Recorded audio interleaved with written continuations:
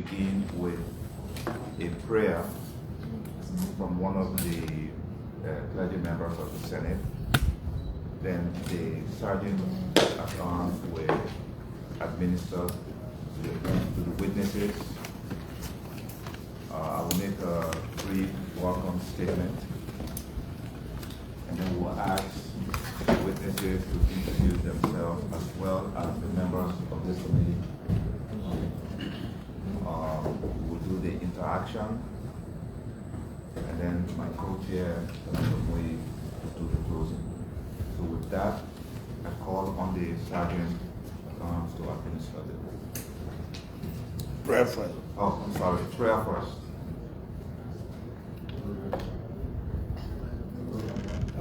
Can you pray for us?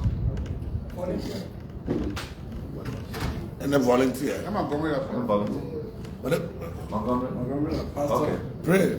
Montgomery, pray for us. My communication line close with water, so I don't know.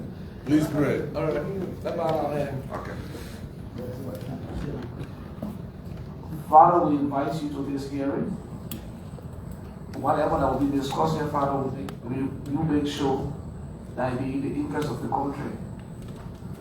Thank you. We glorify your name in Jesus' name. I pray. Sergeant, please administer the oath. Good morning, everyone.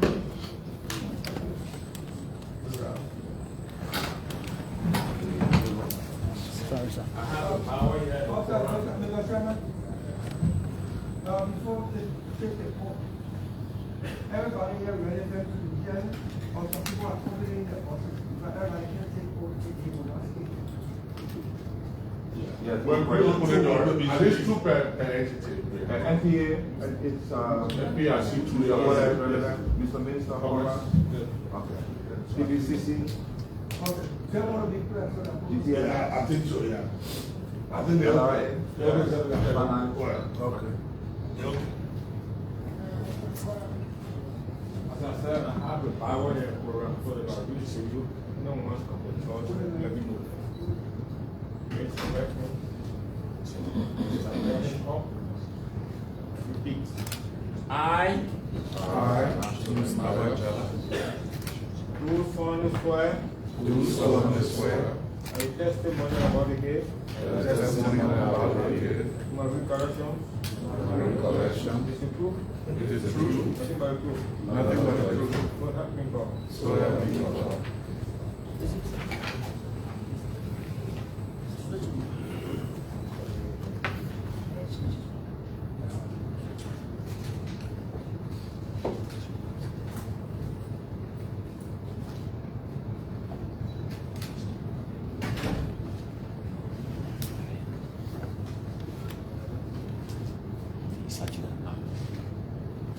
Mr. Chair, member committee will take that part of my role. Thank you very much.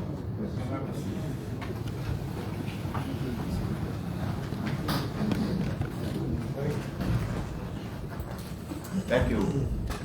Thank you very much. First of all, let me welcome all of you to this hearing. Thank you so much for honoring our invitation on short notice to be here. Our purpose here this morning is to try to get complete understanding on the container tracking network agreement that was signed between the government of Liberia and the Global Tracking Maritime Solutions Incorporated back in 2018. Our objectives here today is to establish that the contract was consummated in a transparent manner. You'll recall that the pro tempore of the Liberian Senate appointed a special committee, Ad-Hoc Committee, to look into two contracts. Some of you here today may be coming back. The first one is the CTN contract, which we have invited you for today. And then next Monday, we'll be looking into the destination inspection contract with MedTech. So we want to ensure that the transparency of the contract. We want to assess and establish full compliance with Liberian laws and the execution of the contract consistent with what was agreed on.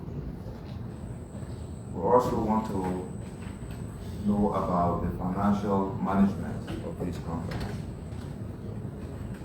and all of the legal and regulatory compliance consistent with Liberian laws.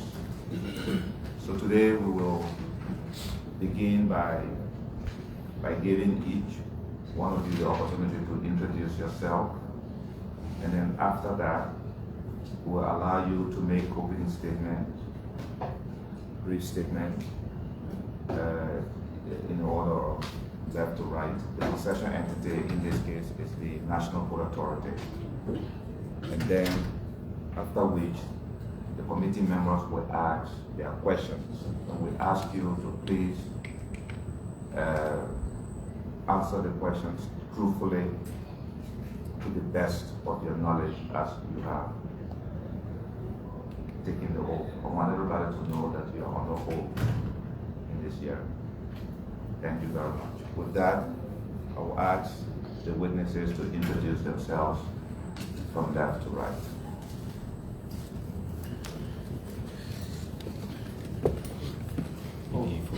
By the way, left to right. Left to right. Well, let's go with the head of the entity. You can introduce who is with you. Okay, hopefully you can hear me. Okay. Mike Check, perfect. Sekou Jogo, Managing Director, National Port. My name is Sekou Brahim Akole. I'm the Executive Director for Governmental Affairs and the Scotland Managing Director today. Amin Mudad, Minister of Commerce and Industry. I'm Border Scott Joseph. Excuse me, sir. Who's the man next to you? Okay. I'm Border Scott Joseph, General Director of UCC, Corporate Bar, and Director of Compliance, Mr. Lenfo, so India Lenfo.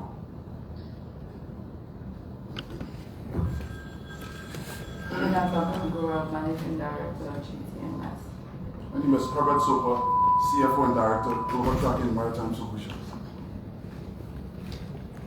I am James Dawa Jala, Commissioner General of the LRA, and I'm accompanied by my Principal Deputy, Mr. Gabriel Montgomery.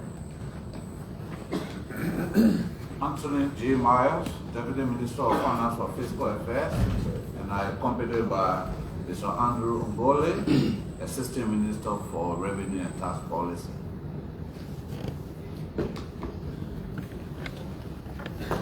Thank you. Thank you very much. I will now ask each member of the committee to introduce themselves, beginning with the Senator from Grand Cape County. My name is Tabama Fandefabula, Senator from Cape County, member of this Ad-Hoc Committee. I'm Abraham Dawes Dillon. I'm Chairman of Foreign Affairs, Chairman of Information, and member of this Ad-Hoc Committee.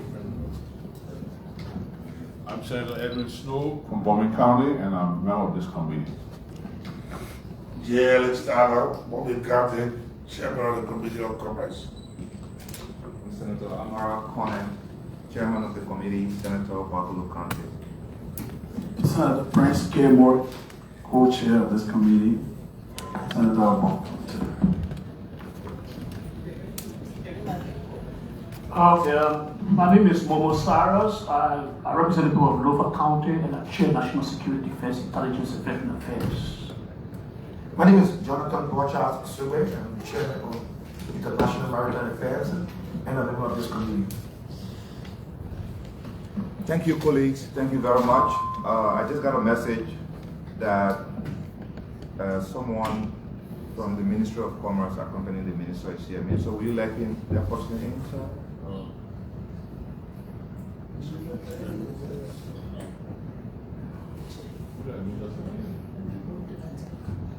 The folks which has joined us would like to welcome you to this platform. This one today is not there. Okay, that's great. And then the person can come. Yeah, Collins, where is it?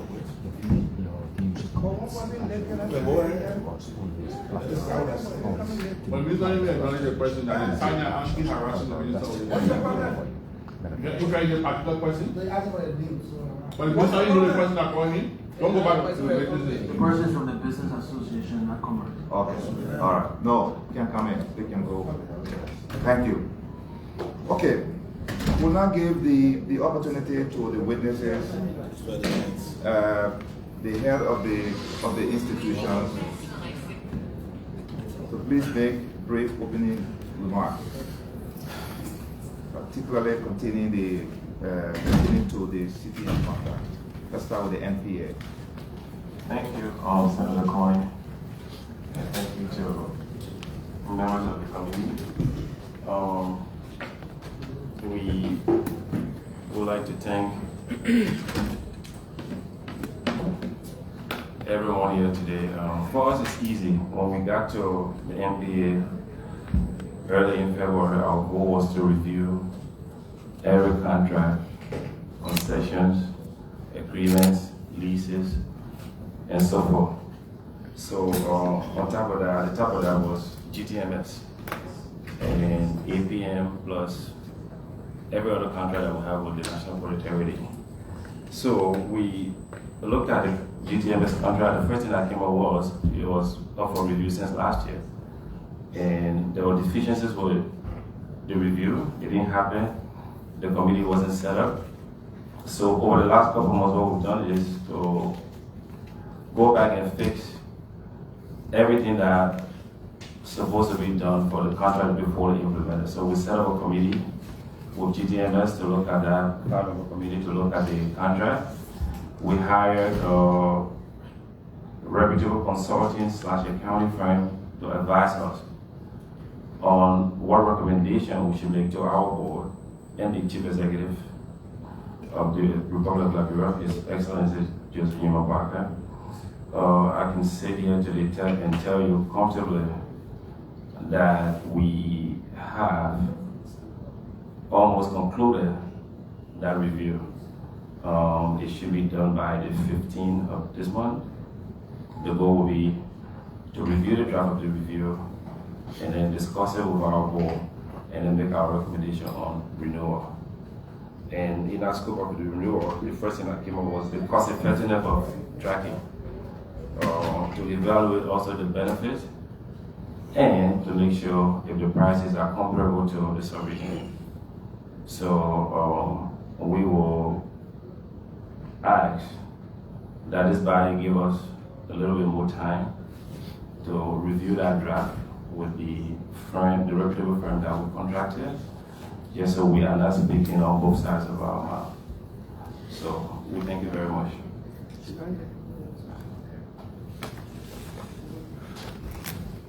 Thank you, Mr. Managing Director. The Minister of Commerce. Thank you, Senator Connor and members of the Senate. It's a pleasure being here.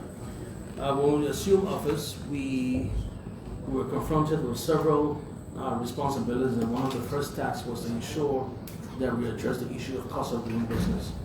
And in that, we jointly convened several meetings with various actors from the private sector and from the government, primarily the LRA, in the instance of the GTMS and MedTech.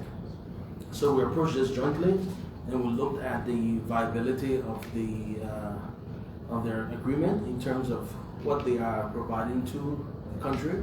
We looked at the cost, and we looked at several other options, and we came out after meeting MedTech and GTMS with some recommendations which we have sent to the President. We sent to the President on April 1st. We're awaiting his response to that before we can clearly decide as an entity, but those recommendations were clear on both entities. We're here per your calling to provide support and answer any other questions that are relevant to us. Thank you. Thank you, Mr. Minister. the Executive Director of the PPCC. Thank you. I want to say thanks to Mr. Chair of this committee, Honorable Senator of this committee. I want to say thanks for the invitation for us to come and clarify our policies who arrangement with the CTN MedTech and the rest of it. I became Executive Director in July of last year. And it's a daily protocol, so the roll on. And I think the issue here in discussion was something that was done before my time, before I became Executive Director. So I've been accompanied the compliance director who sees every information of the President Council of the PCC. And we did our own research, we did our own background to understand the nature of this whole thing, to understand where we are and how we're going to approach this. And for the most part, from gathering information, speaking to my director of compliance, we have no recollection, there's no documentation at PPCC regarding the GTS. There's no documentation from what I was told of compliance director. And as an independent institution, we keep to that, we remain under that mandate. We try to protect the image of the institution. If you all can recall, during the elections period, when we have this first round, the second round, what we did at PPCC was I issued a circular, stop all procurement processes, because we're getting requests from people in government who were leaving government and want to purchase vehicles. So we issue a circular that stopped the entire procurement processes, just to restore the entire institution until we did. So there's no recollection, there's no basic information from my tenure as a kingdom of this company. Thank you.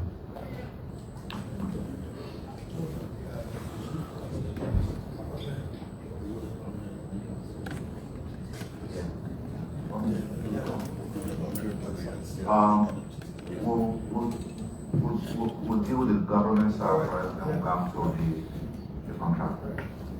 Commissioner General. Thank you, Mr. LRA. Thank you, Senator and Chairman.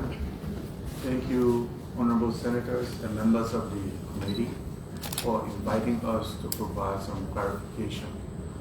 Like my colleague, the Minister of Commerce, indicated, when we took over, we were confronted with the problems related to this contract and other contracts. And in this specific instant case, we reviewed all of our files and realized that, the LRA is in no knowledge of how this contract was consummated.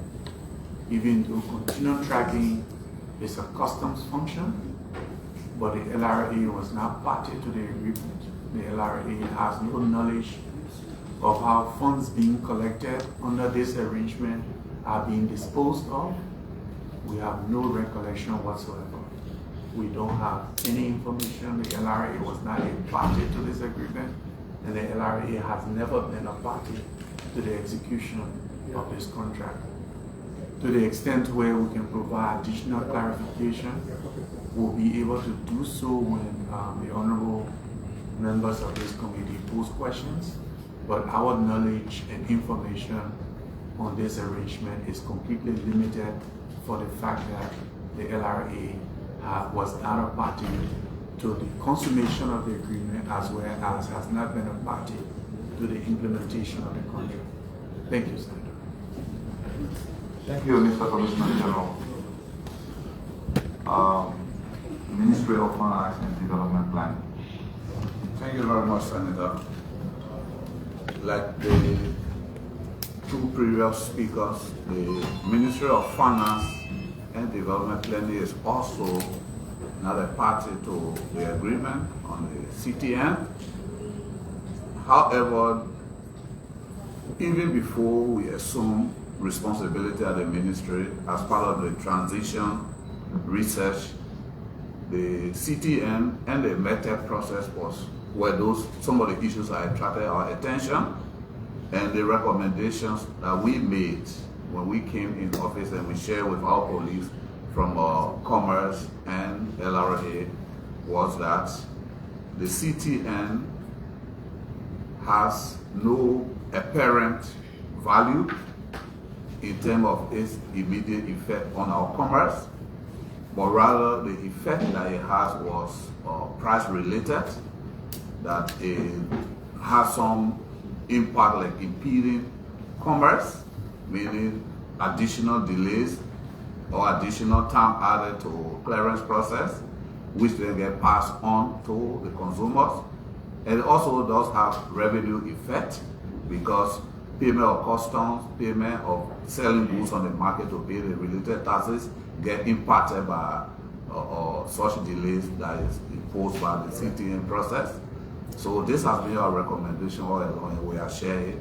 And like the Ministry of Commerce indicated, they took that into advisement and they've already initiated the relevant processes of reviewing both.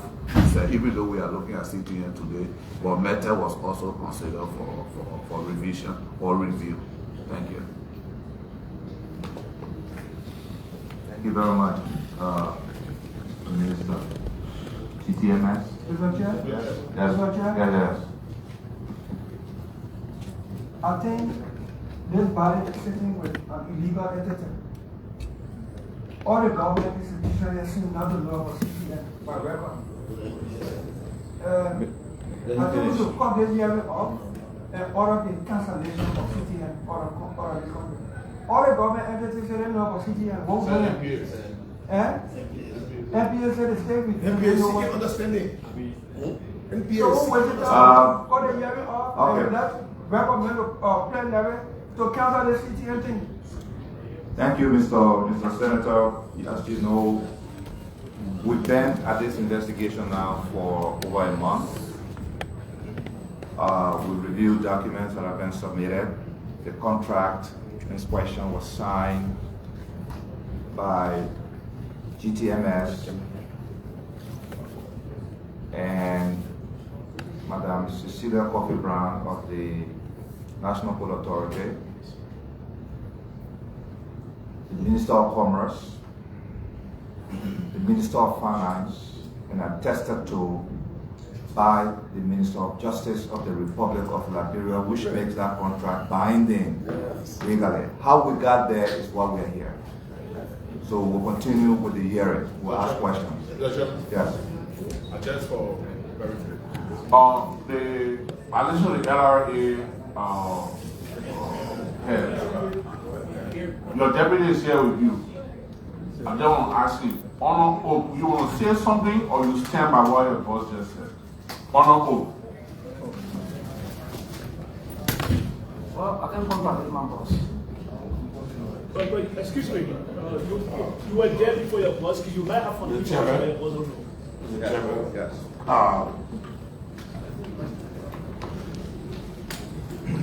I do agree with you that since you have the contract with all of the signatures as mentioned, assuming even if that was not the case, since we are here, it will be a good thing for us to know how we arrived at this point and what can be done.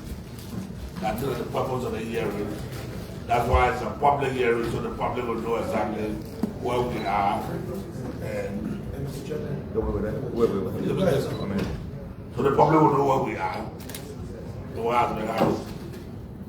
So the chairman is a good thing, let us proceed or put it up. We now proceed and have it. Thank you. Thank you. Let me go to the gentleman from Yeah, Liberia. this is an inquiry, Mr. Chairman. Why is the Justice Minister not here? I will have to refer to the Secretary of the Senate because they were invited. So we'll get to that. Okay. Yes, Mr. Co-Chair. Yeah, Mr. Chairman. I'm a bit confused. For this committee to have a contract that was signed by the former finance minister, the former managing director of the port, and the former minister of justice,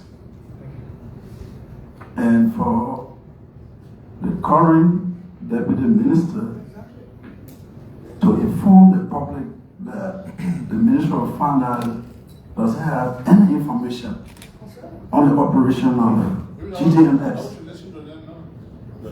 It baffles me, so I want us to establish the legality of the hearing before we move on, because if you have it, if they don't have it, if they're supposed to be in possession of the contract before coming, then I try to understand that recommendations have been made based on feelings or whatever that have been projected into whatever investigations are going on. So I want to establish that clearly. That is it a legal entity that has been operating with all these signatures? Why is it that the Minister of Finance cannot attest to it? Why Justice cannot attest to it? So I don't want to, because they are not signatories to this. Yes. Yes, the gentleman from Lofa. Thank you so much, Chairman, for the opportunity. Okay, so I have a concern as well. And I want the witnesses to be very, very honest with us. I don't know whether some of them got interest somewhere, or some of them got issues, but the Senate is not a place for joke. And like you said, you guys are all on the oath.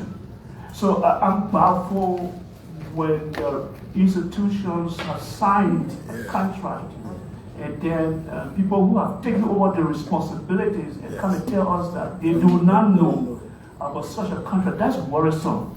So we hope that we are here to ensure that we go into depth of this hearing and let the group will benefit as well. We're not trying to blame anybody at this point in time. We're trying to find out how did we get here, like everybody said. And then I want to go back to the LRA. Our colleague, Senator Snow, asked a very important question. Sometimes some leaders or some heads are not briefed appropriately when they take over, and sometimes they may not be in the know of some information. So again, I want to ask the LRA, that is a revenue portion of our country, and this country has got some revenue sharing component. Are we seeing the LRA is not in the know of this country and has not shared revenue? Thank you, Senator. Again, let me emphasize, I took over the LRA on the 1st of March, following my confirmation by the Senate. So upon taking over, when this issue was brought to before the cabinet and the president asked the Minister of Commerce and myself to review, we reviewed it. We had consultations within LRA. My colleague here, Gabriel Montgomery, was the acting from whom I took over the authority. The briefings that I received, the documents that I have seen, is to the effect that LRA has no knowledge whatsoever of the collections or revenue from this contract. My information also is that LRA did not have any part to play. Like the senator from Bapolu and chairman just indicated, the signatories to that document do not include the LRA. So LRA did not play any part in the consummation of that agreement. Also, the LRA has played no part on how monies collected under that contract have been disposed of or been expended. LRA has absolutely no knowledge. We don't know what the bank accounts are that these payments are made. Mr. Chairman, the fact that the individual which you took over from is here and took over, I won't hear him make the scene comment. Yeah. Can you speak for yourself on this matter?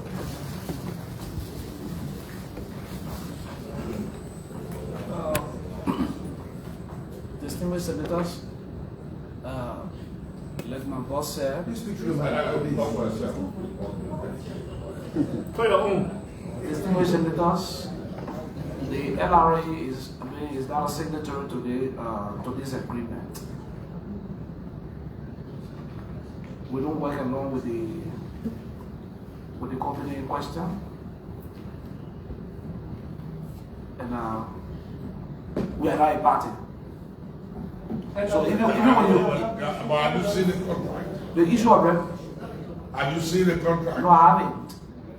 You haven't seen the contract? No, I haven't. You as in LRA, LRA haven't seen the contract. and LRA has not received or collected any revenue in the name of the country from this contract. I said you try to qualify it. No, bossman, like simple question. LRA does not know about this contract, correct? No. Mr. Montgomery, we want to remind you That that you are on oath. LRA has not I want to received. remind you that you are on oath. LRA has not received a dime in revenue through our consolidated account from CTN, correct? Correct. Correct? Correct. Okay, Mr. Chairman. Thank you. We need to proceed. Let me remind everyone that you are under oath. And again, let me give some context here, then we can proceed to GTMS. There is a contract signed between the government of Liberia and GTMS. The National Food Authority is the concession entity for this service. We're talking about this contract we're talking about. Mr. Chairman. I'm coming 1 minute. They signed on behalf of the government. The Ministry of Commerce signed also on behalf of the government. The Finance Minister signed. The Justice Minister attested to it. It is for that reason that we are having this hearing. We need to understand how did we get to the contract. Mr. Chairman? Yes. Please, Ministry of Government. The Ministry of Finance is appropriately represented here, claiming not to know for this contract. Unless we ask the Commerce Minister here and the MPA Managing Director, let us state on oath that they know about this contract, but they review whether to continue or to cancel. That's a good question. Yeah. Then we get the Minister of Justice to authenticate, verify what he signed. Okay. Before we can determine whether the contract is legal. LRA is there and said they don't know anything about the contract. Yeah. No revenue has been collected. As far as I know, it's booked up nor cancelled. Thank you, Senator Devon. I think there are two issues here. The issues of jurisdiction, which I believe my other colleagues of government are classifying, are basing the issues of jurisdiction on the legality of the contract. The former managing director of MPA, Madam Cecilia Flocker Brown, on July 11, 2018, signed and consummated legally this contract on behalf of the National Port Authority. On our board sat Commerce Ministry, the Justice Ministry, the Minister of Finance, if I can recollect, the folks at Maritime, and our board chairman, then Honorable Richard Devine, signed on behalf of the MPA board. So on the issue of legality, I believe that's established. We, at the end of the review, I think, will answer the issue of jurisdiction, I believe, is what the LRA people are referring to. But No, I don't think so. no, I could be wrong. But No, please, Mr. Chairman. I think we're going south. Let's listen to GTMS. Yeah. Then we'll ask the question we're supposed to ask. We're going south. no, but the other question was. We'll come to the question. 1 minute, please. Because we're asking questions. Yeah. We're in that time. Yeah. Let's give I don't call it. Yeah, pull it. I think. Then we'll ask the question. I think we going with the government because some of us on this side, let's be fair, said that we should cancel it because it's not legal, and we're trying to establish the legality before we go to something. So let me come there. Yes. Let me come there, Mr. Chairman. Even before you do that, you have to be given the opportunity they are here. Yes. To stay. Yeah, we will If they have an illegal contract, yeah. we'll tell them. Yeah, we will do that. Let's hear from the Minister of Commerce, then we'll go to them. Thank you, Senator Conan. First, looking at the contract, the Ministry of Commerce wasn't a signatory to the contract. Probably they might have served on the board of NBA, but we were a signatory. When we came in, our approach wasn't about the legality because we did see a contract. It was about whether they provided adequate service to the country and the benefits to the country. And in that discussion, in that joint engagement with LRA, it was identified that there was no trace in terms of the appropriate processes for the revenue to be remitted to the country. And that's where LRA came from as far as their responsibility. We looked at the cost implications of doing business. And that's where our recommendations to the president came from. Thank you. GTMS? Yeah, that's it. You want to do something? Thank you, Mr. Chairman. I'm a bit confused. I think you've been sitting on the other side, Mr. Chairman. There are signatories that we're supposed to obtain as a government to make every concession or contract legitimate. By LRA mentioning that she is not a signatory to the contract does not mean that the contract is not legitimate. I want us to establish that. The host entity of government is the National Port Authority. And they have made it clear that they are in possession of a contract that was signed by the former managing director. And the finance minister always will know is a signatory to major concessions and contracts in our country, and the Ministry of Justice. So, as we establish the legality of the GTMS contract, we should clearly understand that LIA is just at the collecting end. They don't have to be a signatory to the contract before it is legitimate. We have to establish that. That's just what I wanted to add to that. It's a valid point. Thank you very much. Thank you, Senator. GTMS. Mr. Chairman, thank you. And thank you to all the senators and everyone here today for One seal, please.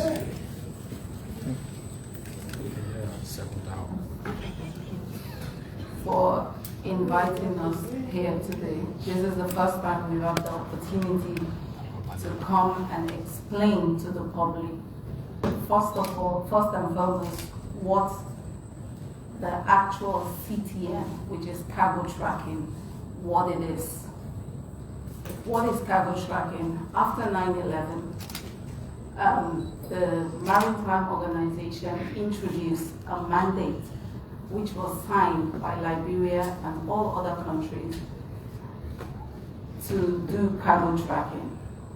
It's not container tracking. Cargo tracking, what it is.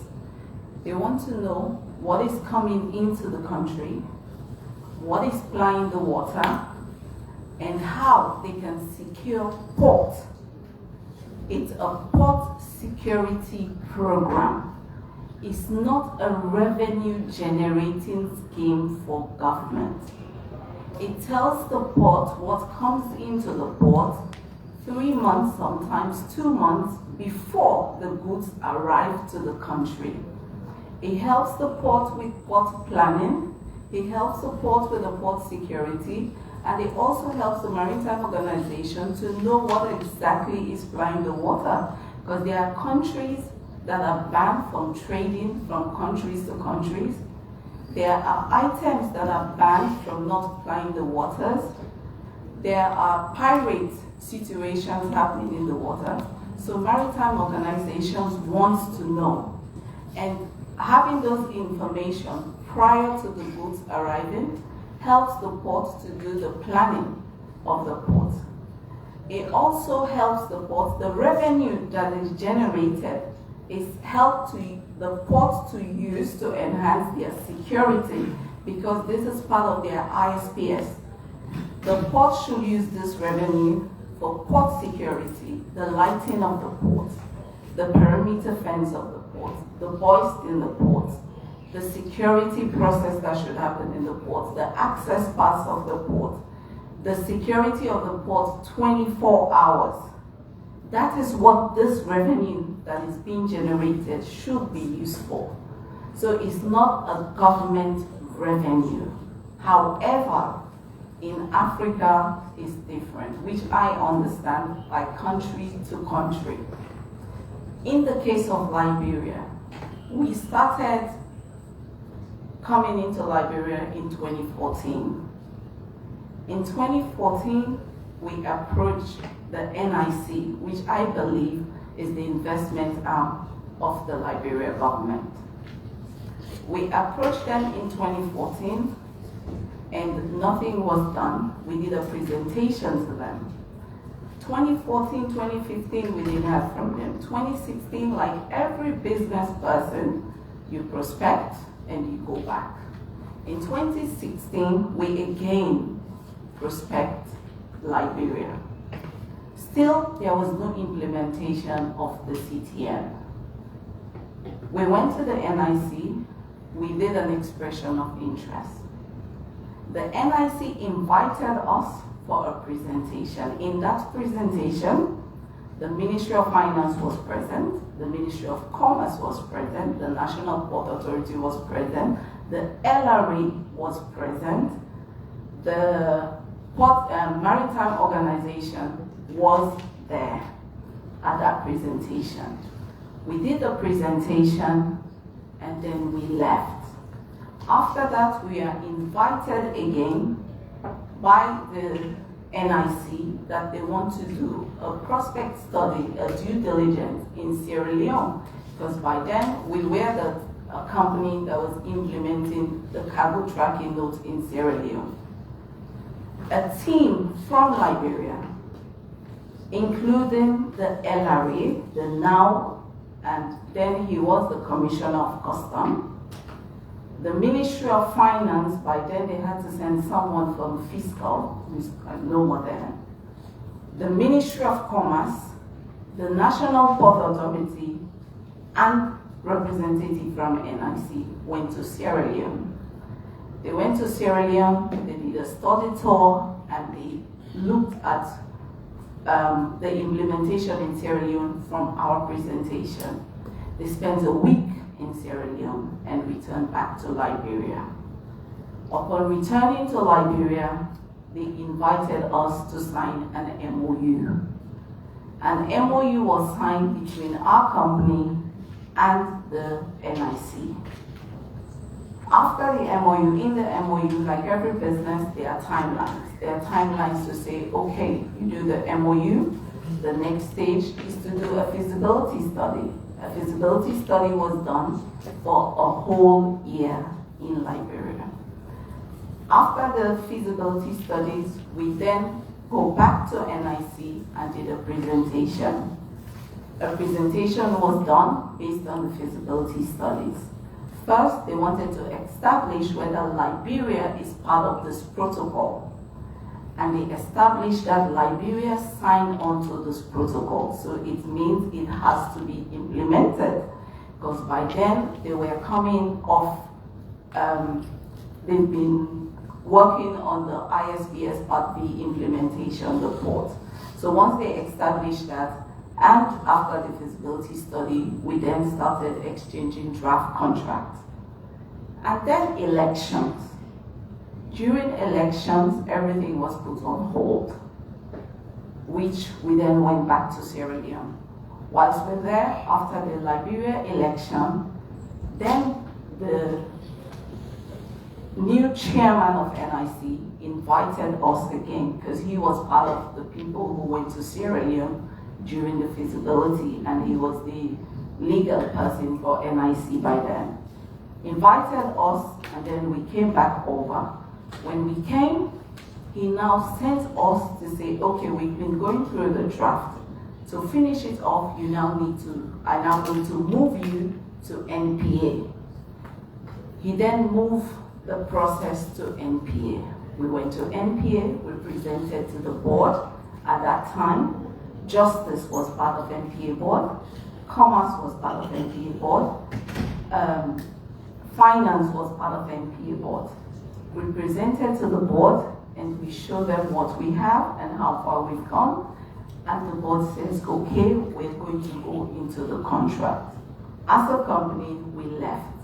NPA then put a team together again to go to Sierra Leone to do a due diligence. They went, they did the due diligence. In exchanging contract, they invited us for negotiation. We went into the negotiation and come out with a contract. As a company, we did our part and we went through the process. It took us 2014 we started, we didn't sign until 2018. That is to establish to say that we did not come here from the sky. And yes, we came from Sierra Leone, but we followed the due process. For now, I will stop here. This is just to establish that we went through the process. Any further questions, I'm ready to answer. Thank you. Thank you, Madam. What's your name again? Aminata. Aminata. Thank you, Ms. Bangura. Thank you very much for that. I think the committee members took note, but I would like to just summarize quickly because this is revealing. It's revealing when our government entities said that they were not aware, but here you have a full-year process here. There's a letter that we have here from the NIC just to show that the NIC letter is with the committee. And then there's an expression of interest that also came from NIC. Mr. Blewo is not here. He sent me these documents. And so, quickly, so you did the expression of interest. NIC signed an MOU. NIC took a team consisting of the port and other entities, finance and others, to go to Sierra Leone on the field study. Yes. And yeah, so this is the minutes from the field study that NIC sent us as well. I'm coming. Just one, because this is public hearing. Liberia is listening to us. They are also watching. Let's make sure that everybody understands what we're doing here. After that, NIC referred the matter to the port. You as a company made a presentation to the port, and then you started the process. It was halted due to elections. After the elections, you were invited back in. Another team went to Freetown, did another due diligence. The board gave the authorization to management to negotiate a contract with you. The management negotiated, concluded a contract which was consummated between the government of Liberia and your company through the board. That's why we're here today. I just want the public to understand that. Okay, colleagues. Yeah. And also to make it clear that the LRA is saying that they're not aware of it. After I speak, LRA. Sorry, I'm not used to this. This is my first time here. As I speak, the Custom Department of LRA is currently using our values. When the auditors, the Custom Department of LRA is currently using our system. Since when? Since inception. Since inception? Yes. Oh, let me provide some clarity. Wait.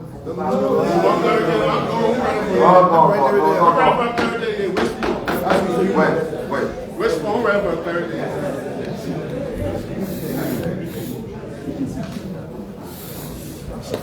Okay, very good. So, Mr. Chairman.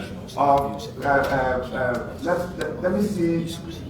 Let me know who wants to ask questions here. No, I just want to clarify something. Yeah.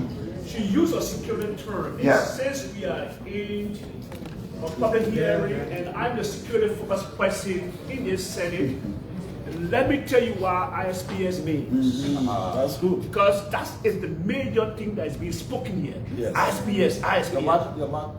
That's cool. ISPS. So ISPS is an international ship and port facility security. That's what it means. So it's a port-related service. Wait.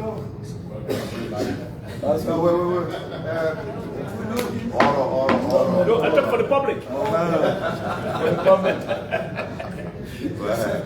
Yes, so I mean, we'll ask questions, but I just wanted the public to know, so they can't get confused about the issue. She just said ISPS. So is that international shipping port facility security, which is very key at every port in the world. And Honorable Chairman, real quick, she also said, I think she referred to IMO, and after 9/11, the International Maritime Organization, which Liberia is part of, signed that agreement to make sure that the ISPS function, the Honorable Senator is referring to, and tracking are all working. I'm not clarifying, I'm adding.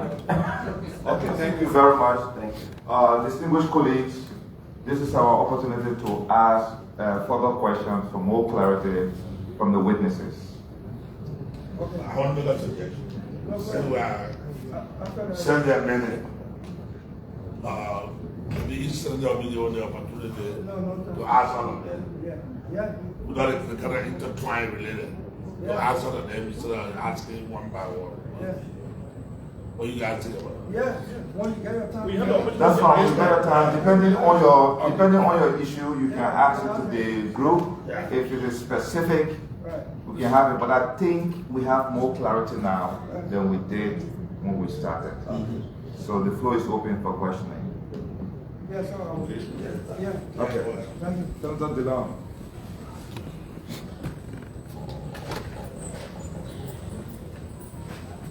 CTN.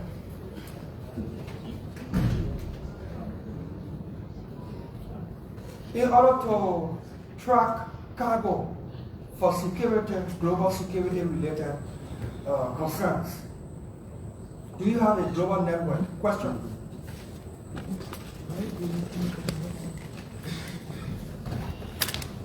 The CTN service, we provide the local part, but yes, we have agents worldwide that work with us. The way the CTN works is a system. You have the system when they apply, there are agents in these various countries that we collaborate with. So yes, we do. The CTN in any other country apart from Liberia? Question.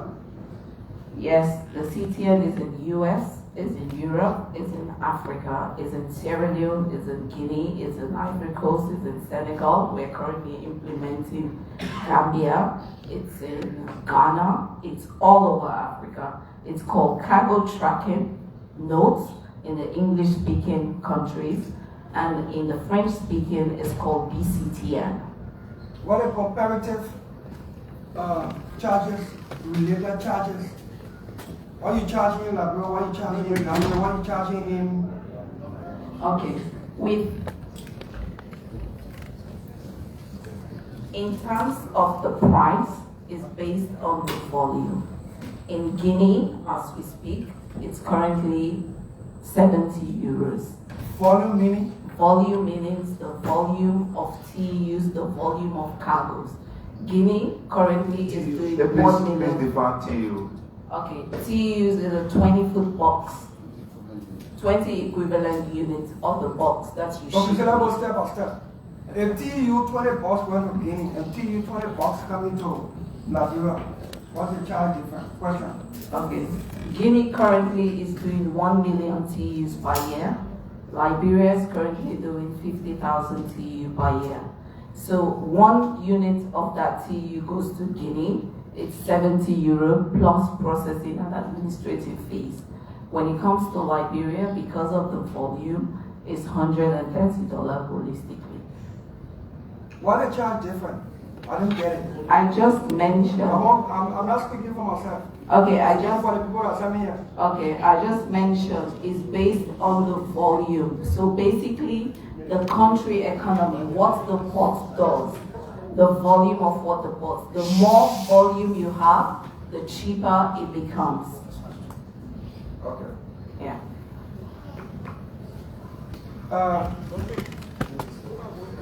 Minister of Finance. It was governance question. Did I get you right on a whole that the Minister of Finance knows nothing about this, or you have not seen any document? Because that's two different things. I want to be clear. Question. Thank you, Senator. To sit here, we have to get information based on the facts available to us. When the letter from the Honorable Chair was received by the Office of the Minister, we asked for all the documentations needed. Here in my hand is a copy of the MedTech contract, for example, to which the Ministry of Finance is a signatory, and all the relevant parties, including Justice Ministry, is a signatory. We have searched the Office of the Finance Minister. Mr. Minister, one second. Sanya, you don't hear what put a gallery out there. Sanya, I'm speaking to you, sir, please. Follow. You are not doing anything in the Supreme Court, but you can't make me here. Sanya, I'm speaking to you. And let me just say is that it is a privilege to be there. Yeah. It's not a right. To be in the gallery is a privilege. It's not a right. Let me just make that clear.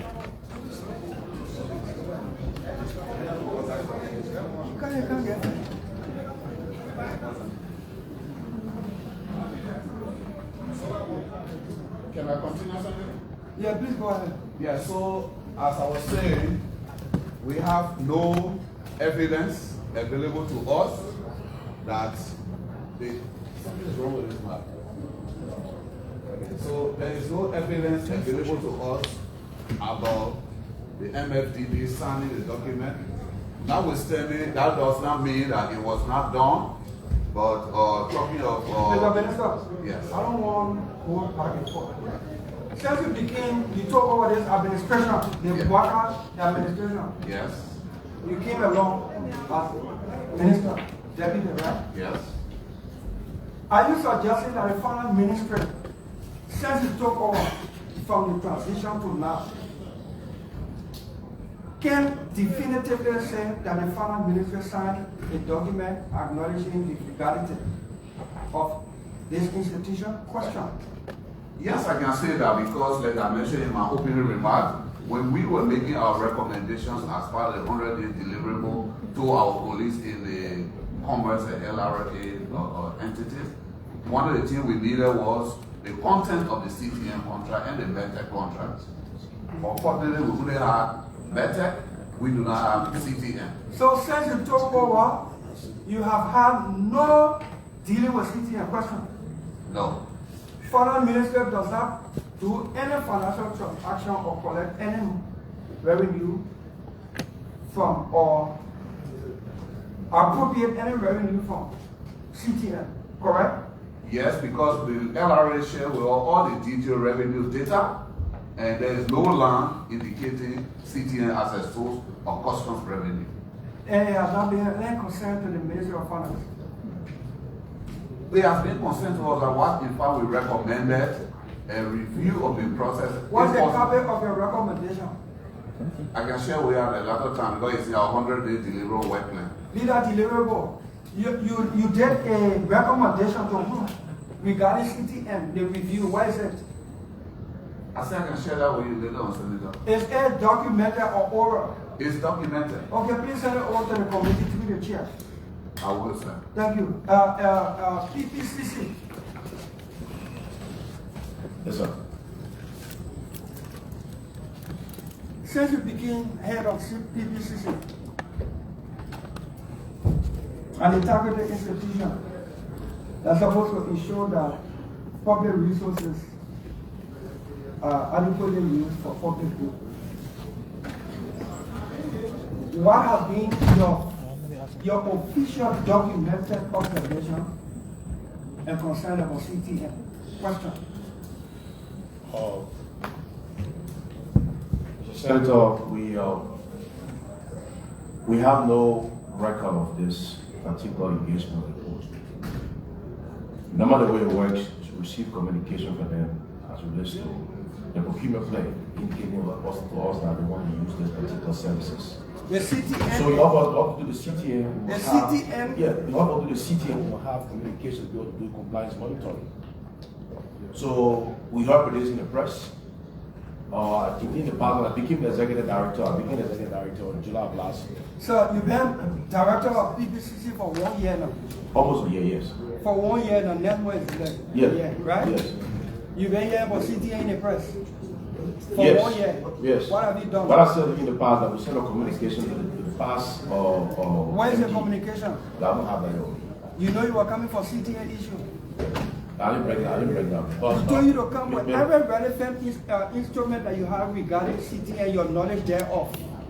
We have no collection of any documentation that came to us on this. Your opinion of CTN or your inquiry as claimed by you that you did other with the Ministry of Commerce.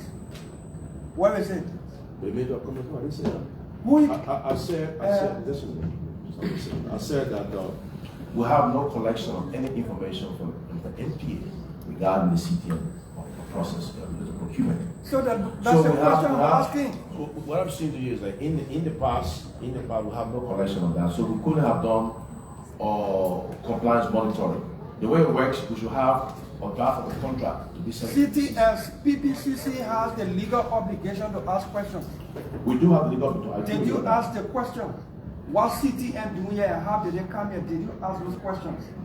We at the time we deal with the previous MD. That's the point I'm making. Yeah. You asked by telephone or by text message or by written. Well, I think it was a written communication. Don't think. If you did it, don't think. Okay, hold on. We sent a written communication. Where is the written communication? I don't have that here on me. Why did you bring it? Because we told you to come with every instrument relevant to this hearing. What we have, director speak to that. No, I want you to speak to it. Do you have it here? We have documentation that we brought here regarding this whole process I put. There's no documentation on CTN. And I want the opinion, the formal the opinion from PPCC as this whole thing is like we contacted the previous MD. You rolling over what you just said. Okay, but listen, listen. Okay, I'll listen. What I'm saying to you, just give me a chance and express myself on this. The issue is very simple. Our entity, we did not receive any form of request from the board regarding this particular instrument. Our communication to them, I think, really was an inquiry, and we didn't get a response from them. Where is that communication? I don't know about how it is. Yes, sir. Concession.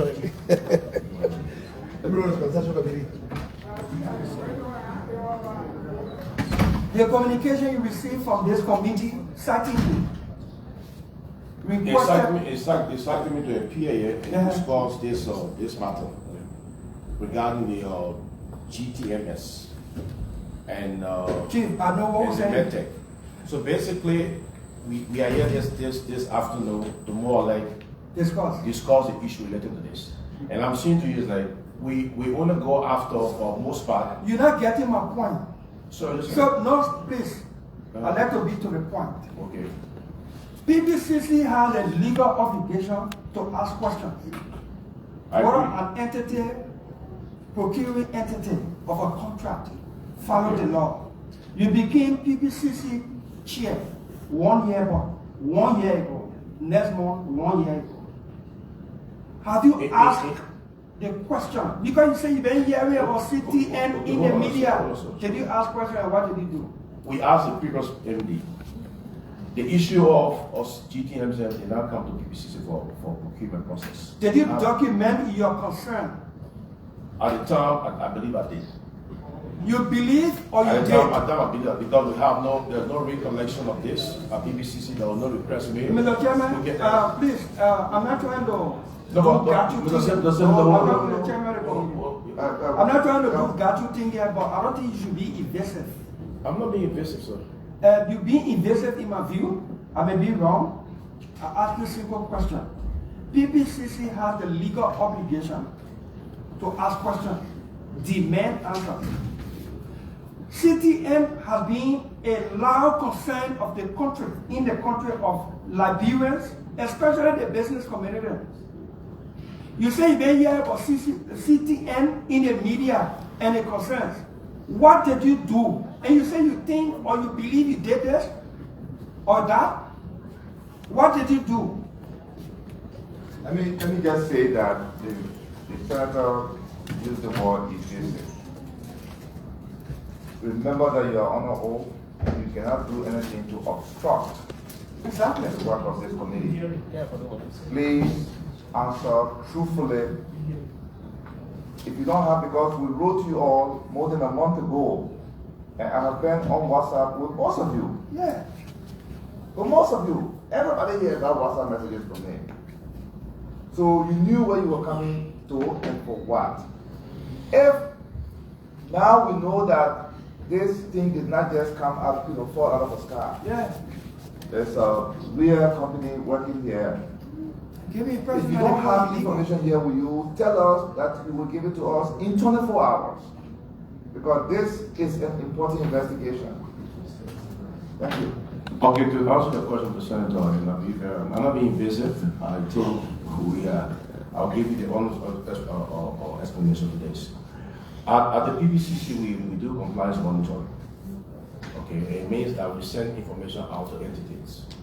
And in 2003, the NPA is not in compliance with a lot of stuff. 2003? 2003. 23. The compliance report and below, they are not in compliance. You send the communications. Sir, I'll give you a copy of those communications. We send for you, no, please. No. Maybe, I don't know how to be windy with things. I ask you a specific question, and now your general observation you made. I'm asking you about CTN. As PPCC, what have you done about CTN? What question have you asked? If you ask verbal questions, say. If your question or your inquiry were documented, where are the copies? The who work at PPCC, the information was sent to the court to submit the quarterly report. In that report, there was nothing on the GTMs. We will ask questions on that, and up to now we haven't received that. To answer that question. Okay, so it doesn't seem that we went back and forth on one thing. So Senator Dillon, yeah. you got 1 minute. Oh, that time? Yeah, we'll come back to you. Okay. We want to give other senators. Okay, no problem. Yeah. Back to PBCC. Right. Should I conclude that this is a dereliction of duty? Is it what? Should I conclude by your response that this is a dereliction of duty? Because PBCC is supposed to ask questions and demand answers. When we made the PBCC law and gave you independence as an institution, was to ensure that every entity of government that is procuring contract for government will have to follow the rule. And we gave you the authority, meaning PPCC, to demand and ensure so. And if you inherited a bad issue and you hold it in the media, as you said, you have not convinced me that you ask questions to demand answers. And that bring your proof here doesn't convince me. I can therefore conclude that it is a dereliction of duty. Mr. Chairman, are you? Mr. Chairman, can I just give it up, please? That was not a question, it was a statement. And so we'll continue with the question. Our colleague, Senator Saras, is heading to a confirmation of some issues. We are lucky after.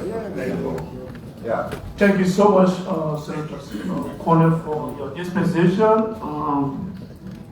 I would have loved to be here to the end of this very important hearing, but I have a national security duty to perform. I have to leave. And so I got a couple of questions. Firstly, MPA. MPA, my question to you is, this service in the CTN, is it recommended? Is it necessary? Yes. Yes, sir. It's necessary. Yes. So now that it's necessary, what have you benefited from this contract? Very good question, Senator. Thank you. And those are the questions that our transactional advisors are reviewing with our technical and operational team. So we should be able to provide those answers. And the reason we brought in transactional advisors was to look at the validity of the information that TCMS who runs CTN was giving us. If you tell me you're making $1 million and that financial statement is not audited, I need an audit firm or an accounting firm to tell me if those numbers are correct. So the reason we instituted the review was to make sure that whatever they were telling us, that the accounting firm was looking at it, that our internal people also gave us the same information. So yes, we should be able to still on the MPA, as a security expert. Yes, sir. I've observed that your SDS security and access control at the national port authority is below standard. Why? And that's part of the reason we're here. That's part of the reason. And the president got elected. We agree with that premise. As I speak to you today, it's fair to say we have, by today, sometime last week, we started using the access pass, but the previous ones, we agree with compromise. Okay. So thank you. Thank you. Now, let me go to LRA. LRA, have you in any way, besides finance, besides revenue sharing, have you benefited from this service in any way at the port? In any way? Have you benefited? Well, I just heard the assertions of Ms. Bangura. I will need to clarify that with my customs folks before I can respond to that. Now, let me go to the contract holders. CTN. My question to you is, who are the shareholders of this institution? And who benefits from the revenue sharing?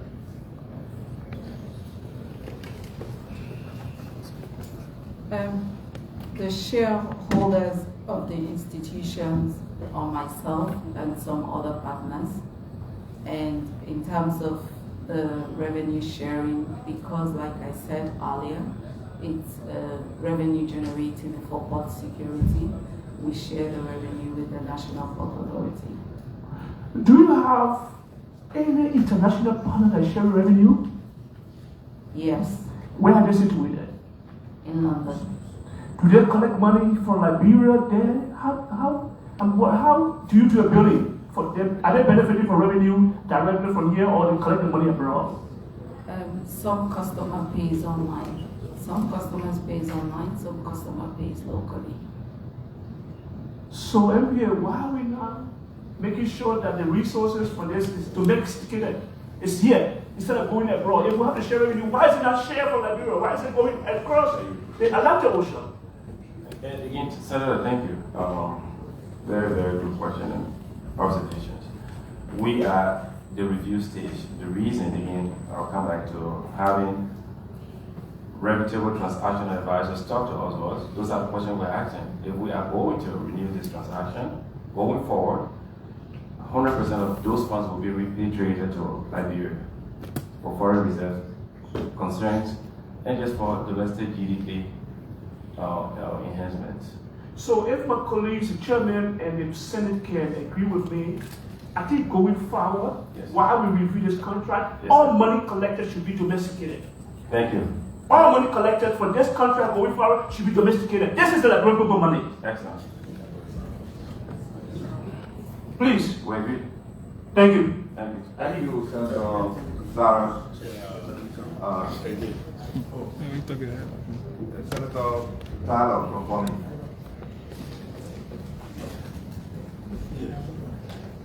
I start with MPA. Is that MD? Yes, sir. Yes, sir. CTN mentioned just a while ago that I'm asking you because I think you the only entity that said you have the agreement. Yes, sir, we do. You mentioned a while ago that you are the entity benefiting with the revenue sharing. Yes. Can you tell us what percentage? As it stands currently, we are benefiting less than 10%. I don't want to say revenue. Is that a number less than 10%? I think it's net income. It's not revenue, it's a share of their profit. Share of the profit. Yes, sir.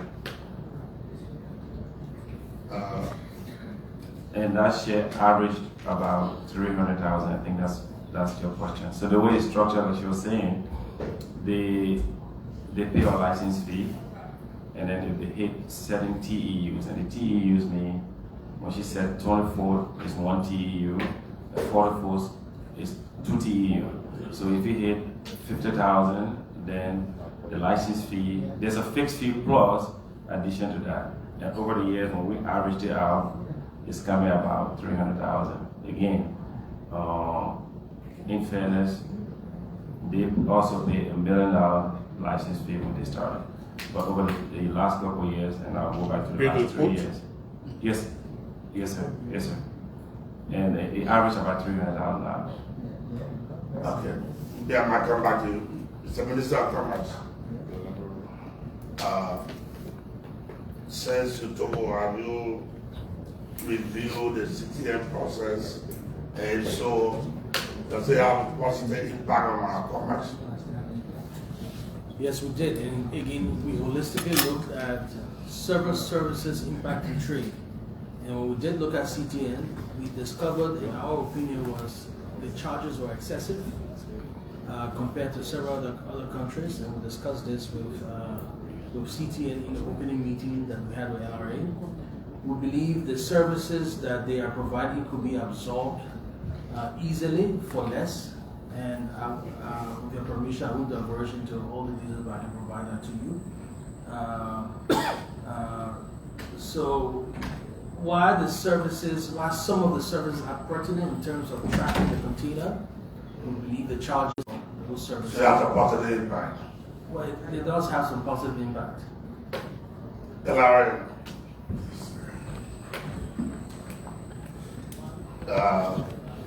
We established and show now to this hearing from MPA and Commerce that the operation of the CTN has impact on commerce. If I want to put the gateway of Liberia as the arm responsible for revenue collection. Do you agree with that?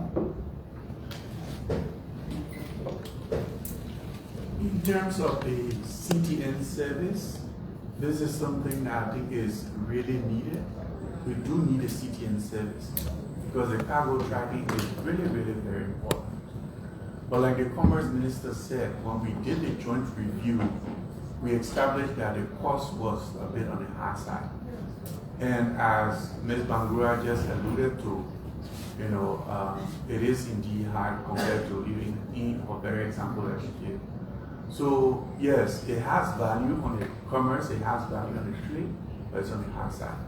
And like I mentioned, all of the revelations and all the responses that have been given have vindicated the statements that we made here, that no portion of the revenue being generated from this contract is to the knowledge of LRA, and nothing has been coming to government accounts.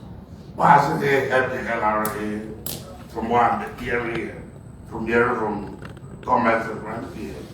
If you not directly share the revenue, yes, yes, Senator, the service buttresses the work of the LRA because they provide intelligence information that is really needed. It is really very crucial. Like I said, it's a very important service.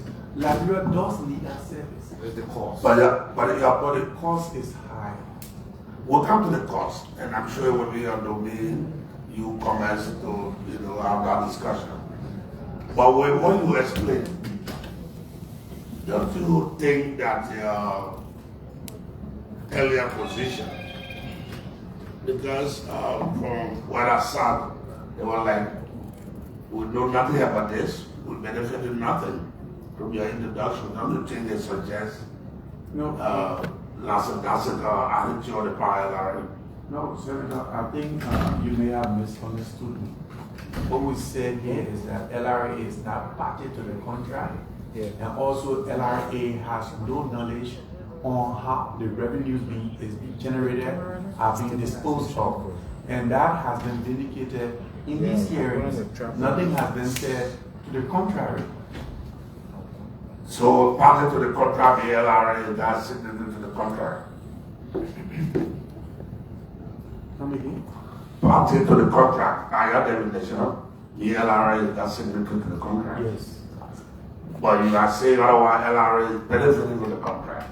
Well, I wouldn't say LRA, I would say the government is benefiting because the people are benefiting because the service being provided is a necessary and very important service. You know, and we could benefit from that service even if the service provider was different. That is a service we need. The question that was posed to me that I earlier responded to was about the contract. And in terms of the contract, LRA is not a party to the contract. The senator indicated that.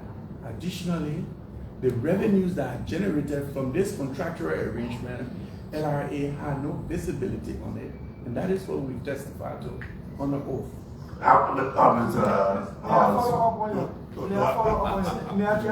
You did follow up. Right there, yeah, I will follow up on you. CTN is needed, or their service, whether it's CTN or not, the service they provide is needed. The CTN service is what we need. Okay. Yes. You made recommendation to the president. Yes. On MedTech. Yes. Why didn't you do the same with CTN? Question. We did the same thing with CTN and we gave those communications to the chair of the committee. That their service is needed. That their service is needed? Yes. Yes, that we need a service, but we propose an alternative. Like I said, the communications before the committee. I want to be clear. Yes. Sorry. Do I say I say your attitude, the beginning, your statement suggests that, or your answer to the question. I don't know about this agreement, but you don't think you are going further. I'm not signatory to the agreement, or I'm not a party, but the operation of the service provider has been used or in some way by my entity. Well, Senator, I was asked specifically about the contract. And when Chairman Senator Cornyn made his opening statement, the interest of the committee as presented by the chair was how we got here.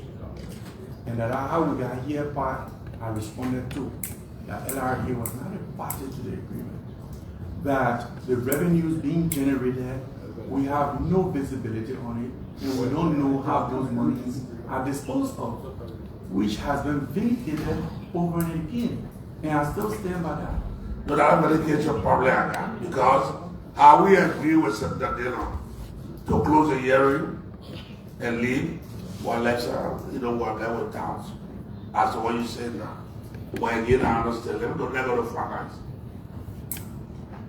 As the fiscal arm of the government, and based on your explanation, to review everything out before you came here about CTN. The other thing was proper to get to all the other agencies, including the NPA, that has the agreement, to see how it impact your planning and programs. Okay. We have, in fact, we share with the committee the letter that we wrote, especially under my signature, to the LRA and the Ministry of Commerce, for us to have a conversation on CTN and MedTech.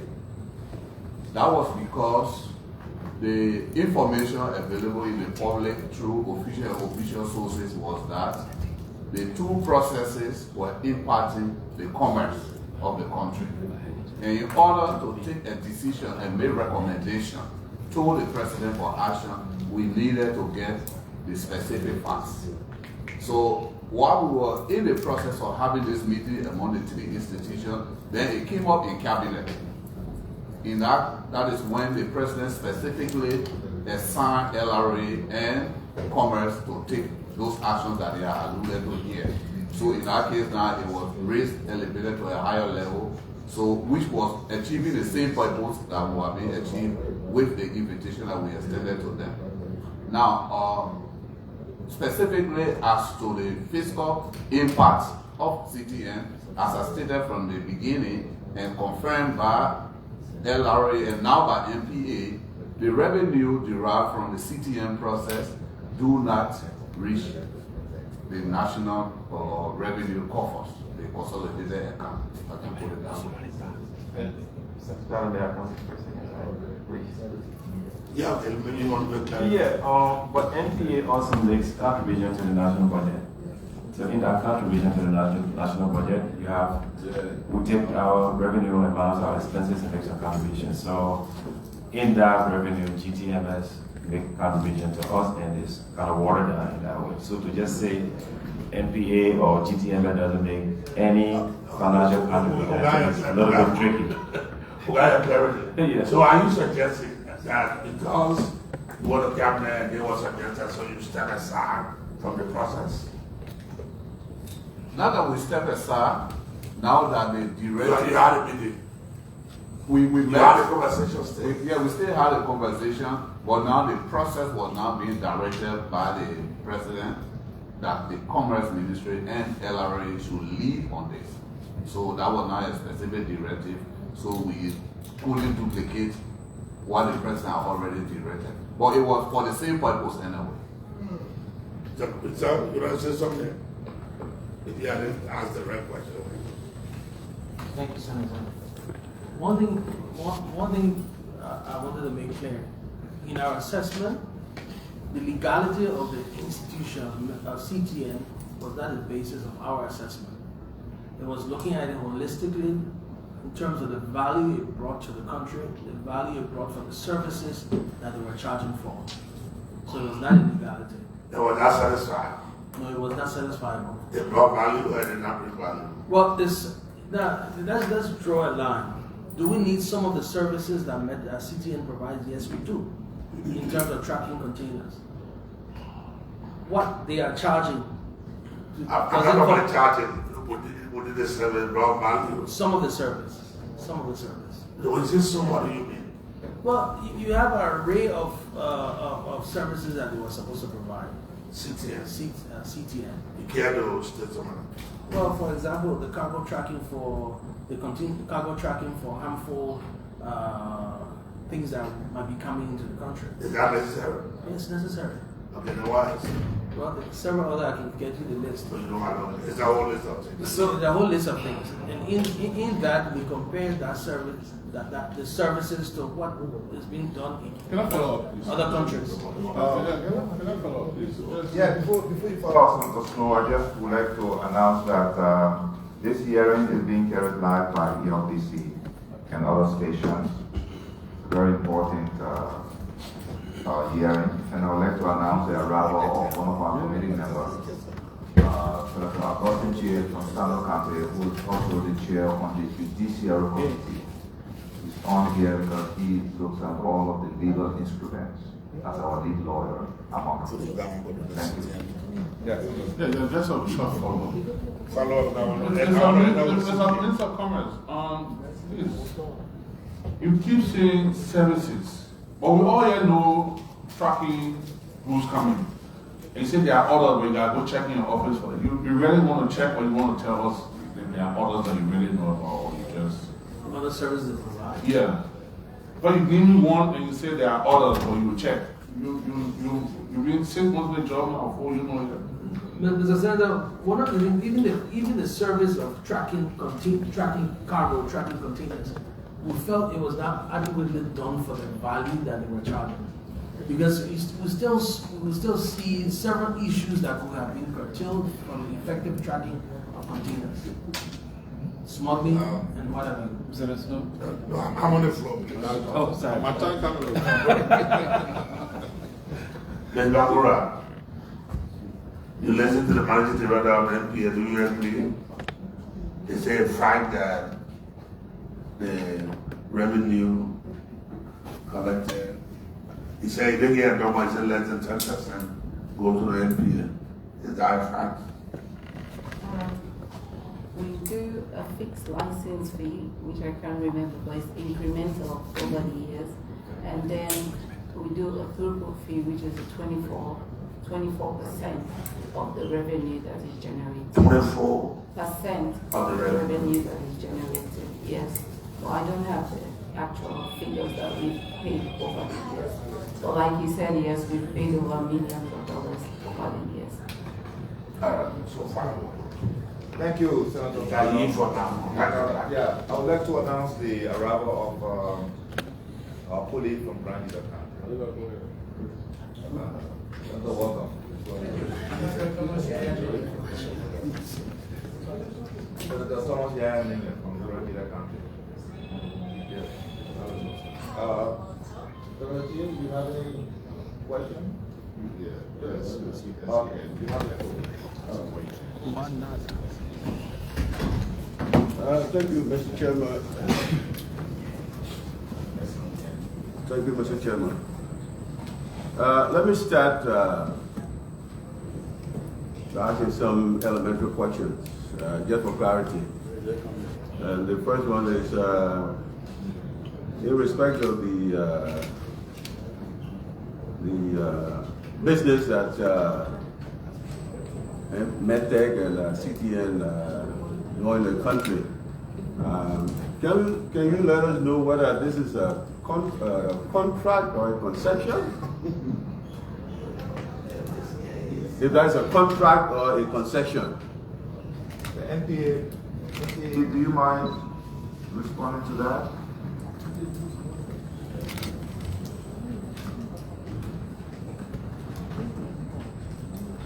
Yes, Senator. It's a contract. It is a contract that's for 15 years, reviewable every 5 years. And do we all understand what a contract is? I think we do, yes. And what is that?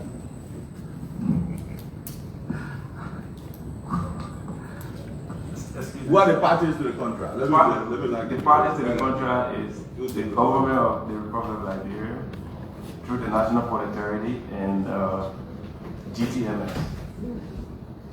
For a contract to be valid, yes, there must be 3 elements. Yes, sir. One is that there must be an offeree, yes, an offer. There must be terms. An offerer, there must be an offeree, and there must be a consideration. Who made the offer for the contract? GTMS requested that they wanted to provide a service to the Liberian government. To the government of Liberia? Yes, sir. Through which agency of government? Just to walk you through what Ms. Bangura said here. Yeah, I was out here. So yes, just to walk you through. Yeah. They came here, went through the NIC, and NIC through the IMCC comprised of all the other government, the relevant government agencies. From what I did, finance to commerce, justice. Kind of big. What I did. Commerce, finance, justice, the commission itself, and the National Port Authority through their. So who are the signatories to the contract? As of today's day, I'll put up the contract here, Senator, and make sure I'm getting you 100% of what we have inside. You put that on your phone? I have a soft copy, Senator. On your phone? Yes, sir. Why you doing it on? How would believe what you taking from the phone? I have that contract here. Please give us something. Mr. Chairman? Yeah. Mr. Chairman? We provided that to the Honorable Senator, the Chair of the Committee. Okay. Yes. So, yes, finance, the National Port Authority, justice, and our co-chair. Those are the signatories to the All of them signed? Yes, sir. On behalf of the UAL? Yes.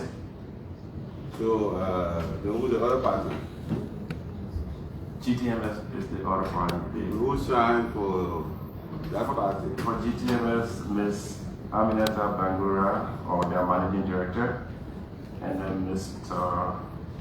The web person is the one? talking about? Yes, she's the managing director. And one Sam Niggy. She's the MD? She is the managing director, yes, sir. She negotiated a contract? Yes. Who is Sam? She negotiated a contract? Yes. You said said one Sam something. Yes. Who is Sam person? Yes, myself and with a team of lawyers and other partners. Okay. So what's the consideration? That's the third element.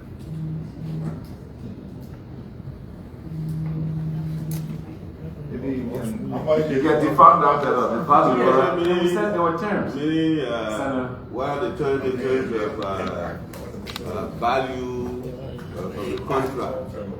And what should accrue to the country?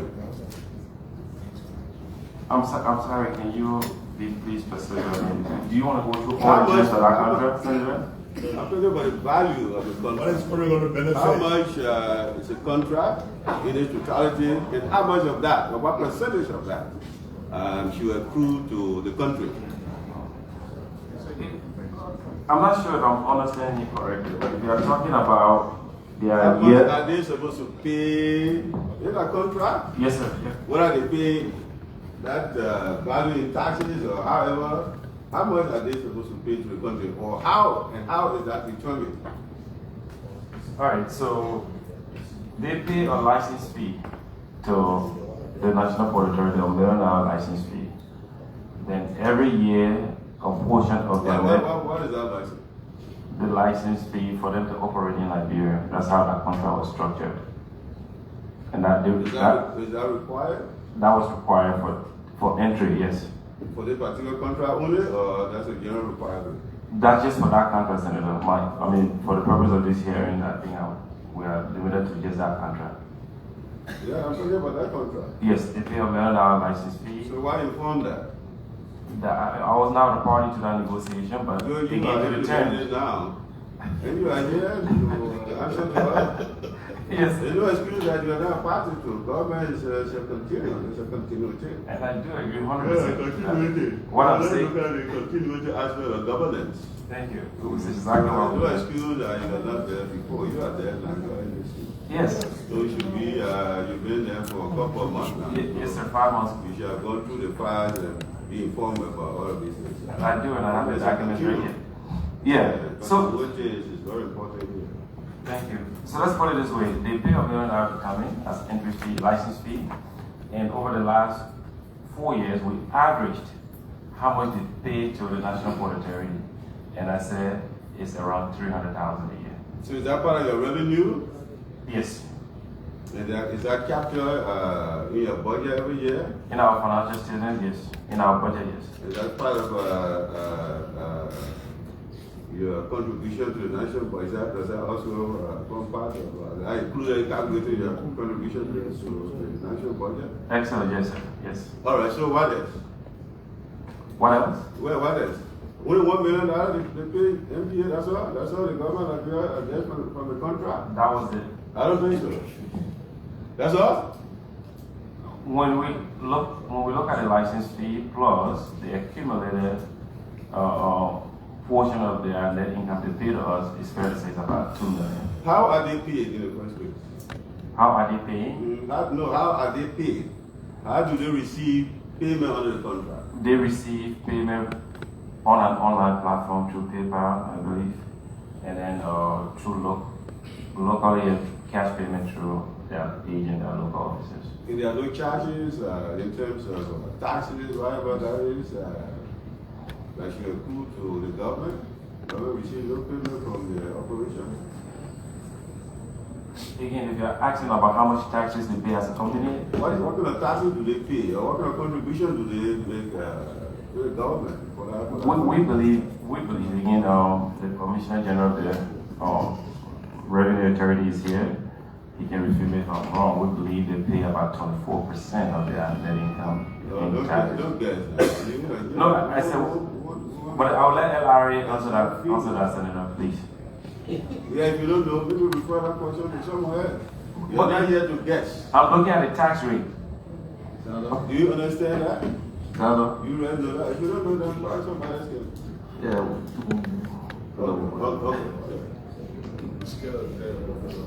Can someone answer that, please?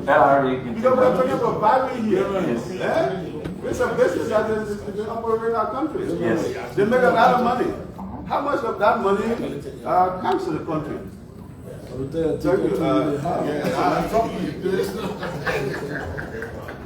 Thank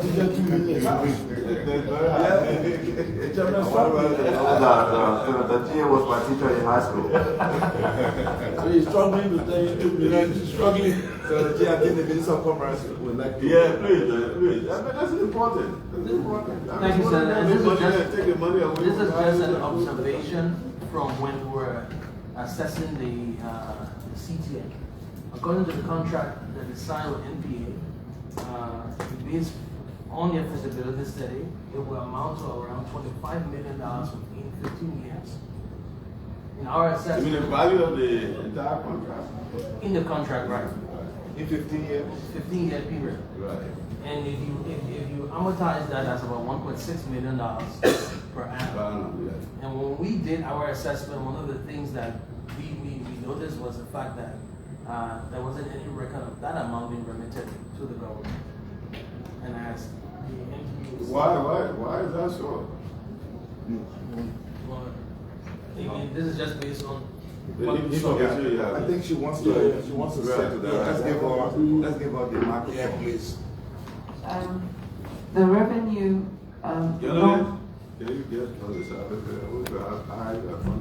the money that we pay to NPA goes into NPA account. The $1 million, you mean?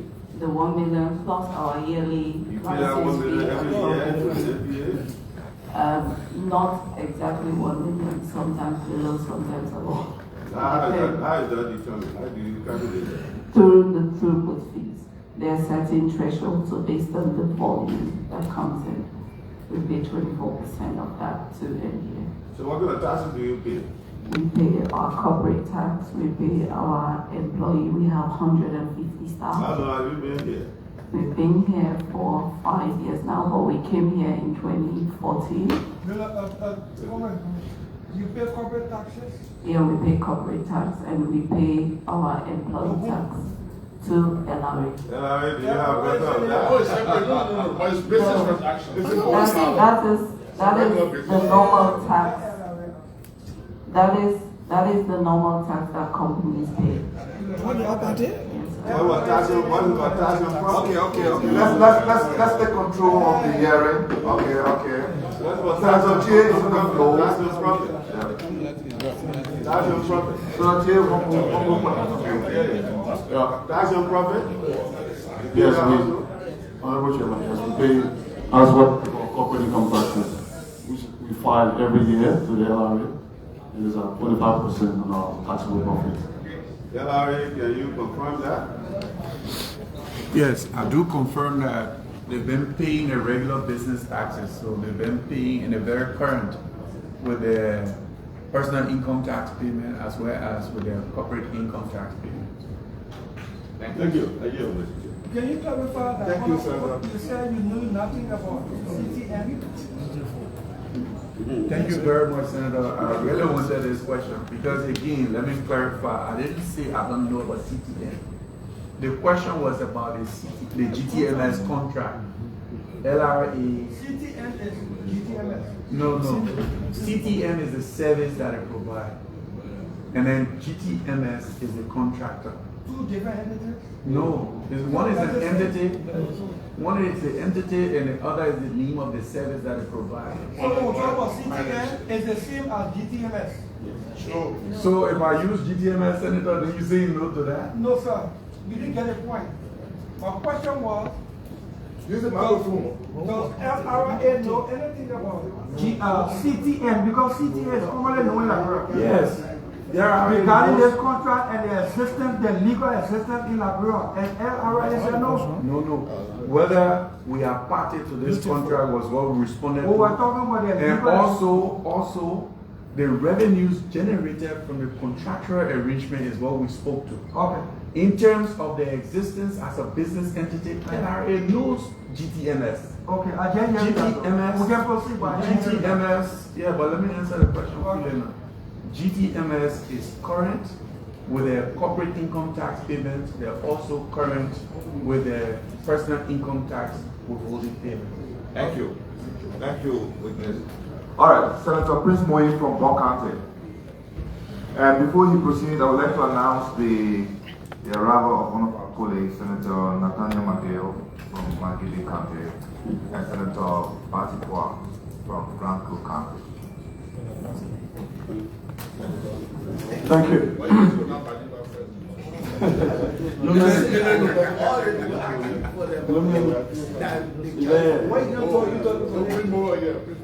Go ahead. I know, thank you. All right. Thank you, Mr. Chairman. And a few questions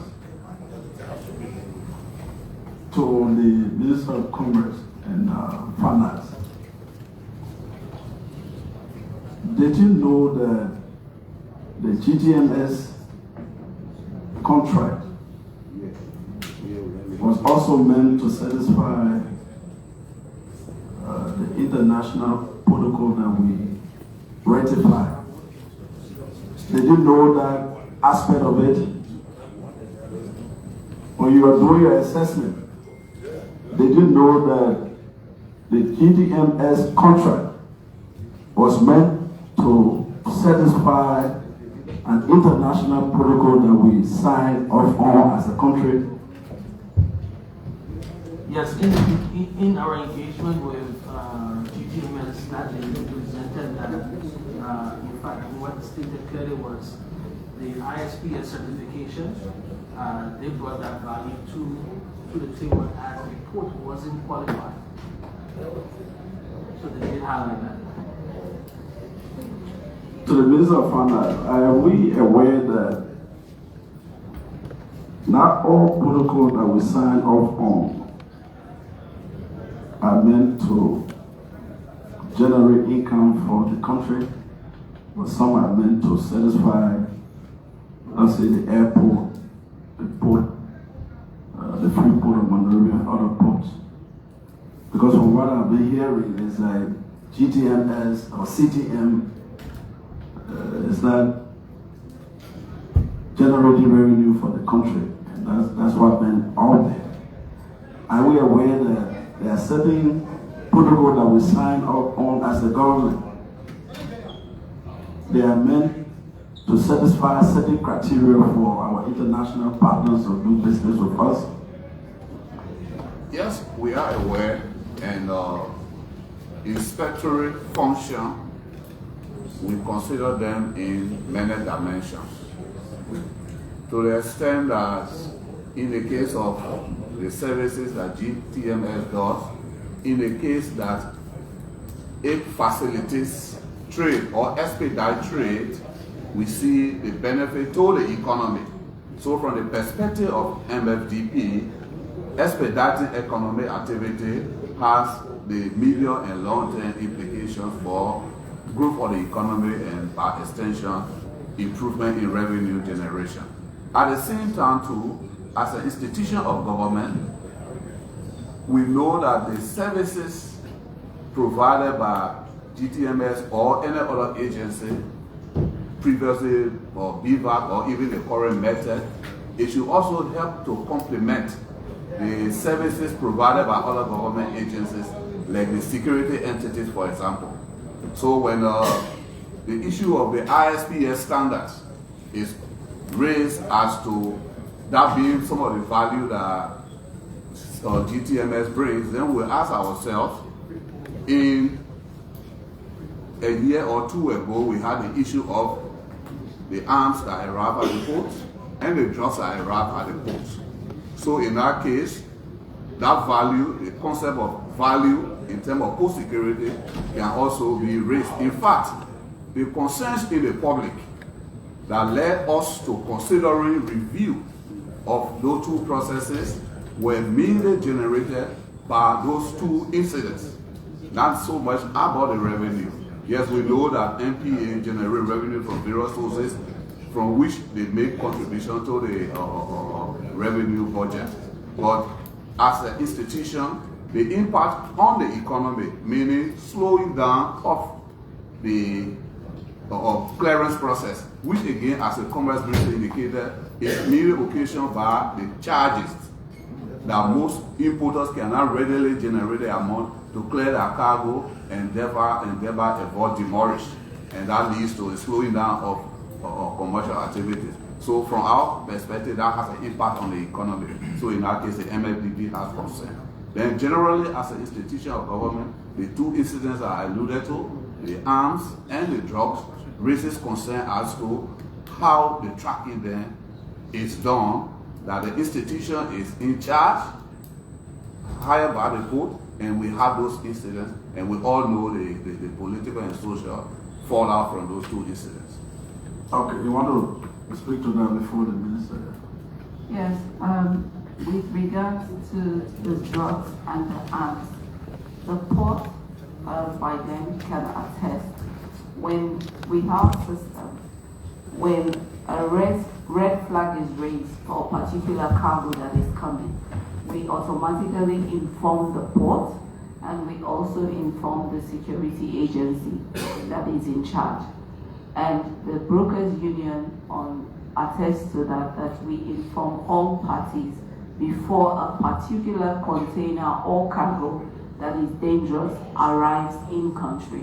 So we raise an alarm before the container even gets here. In that particular case? In that particular case. And the Senate investigates, we provide them evidence that we did our part, and that was done. And also, in terms of saying that it is the CTN that is impacting, that is causing delay and demurrage to trade, I beg the Minister of Commerce and Ministry of Finance to defer that.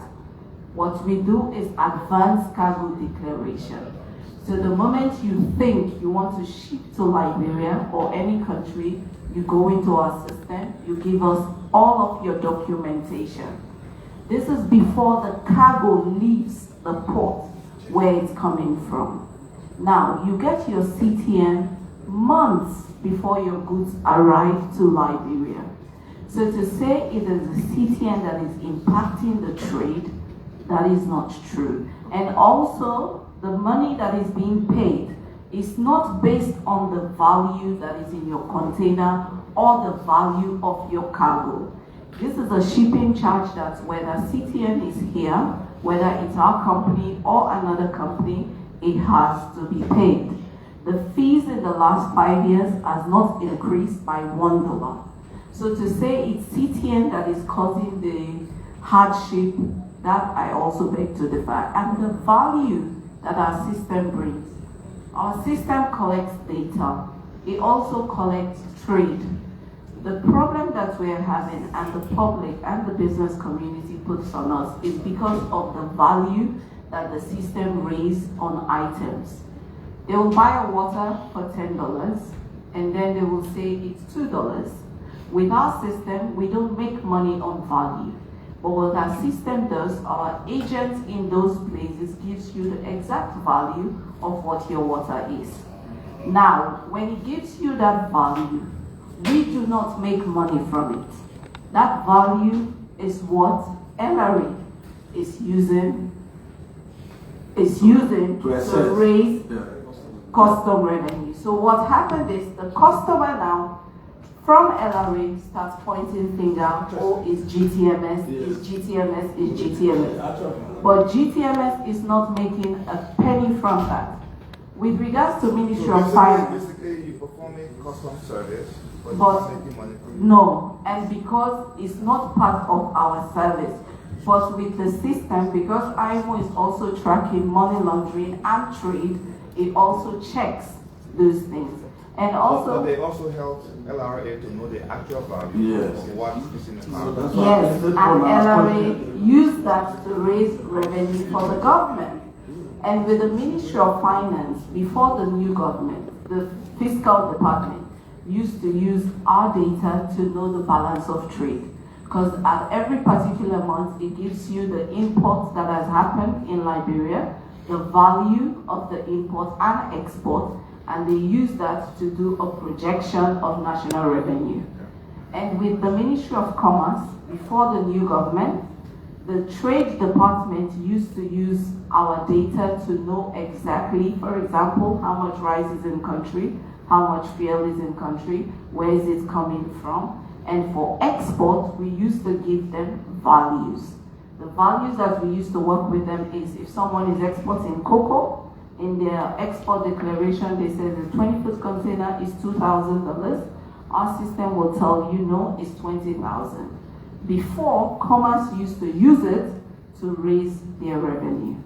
However, with the new government, we've met with them once, and that's just to know our legitimacy. The working relationship that should be between us has not been. Ministry of Finance, because they are also new, they've not come to us and we've not been to them.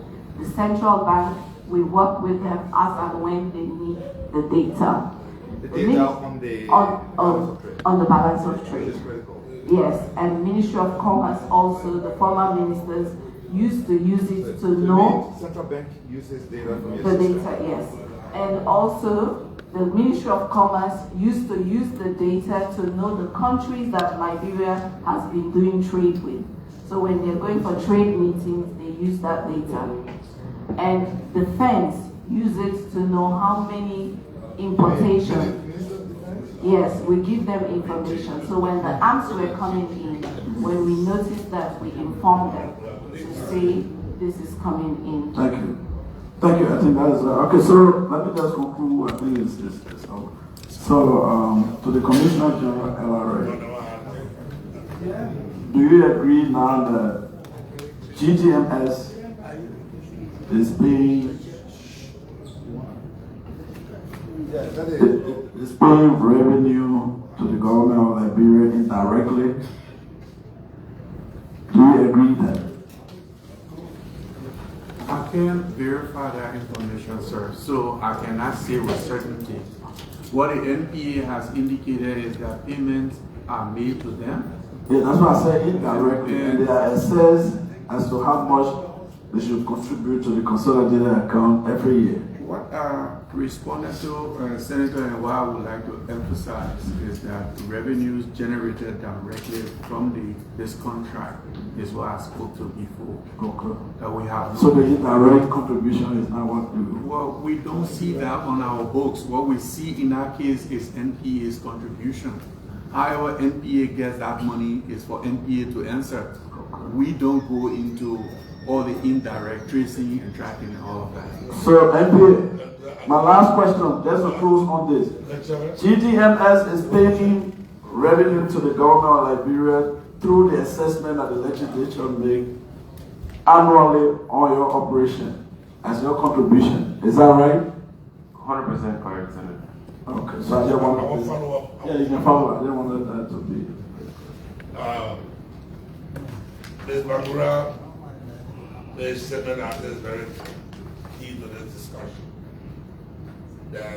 That system is such that it has the LRA, Commerce, and other entities. Central Bank, Ministry of Defense. Is that true? Yes, I spoke to that earlier. That the service they provide is a service that we need. It's a very important service. They have the revenue as well. Based on what you said. Yes, it does. It does. I've said that before.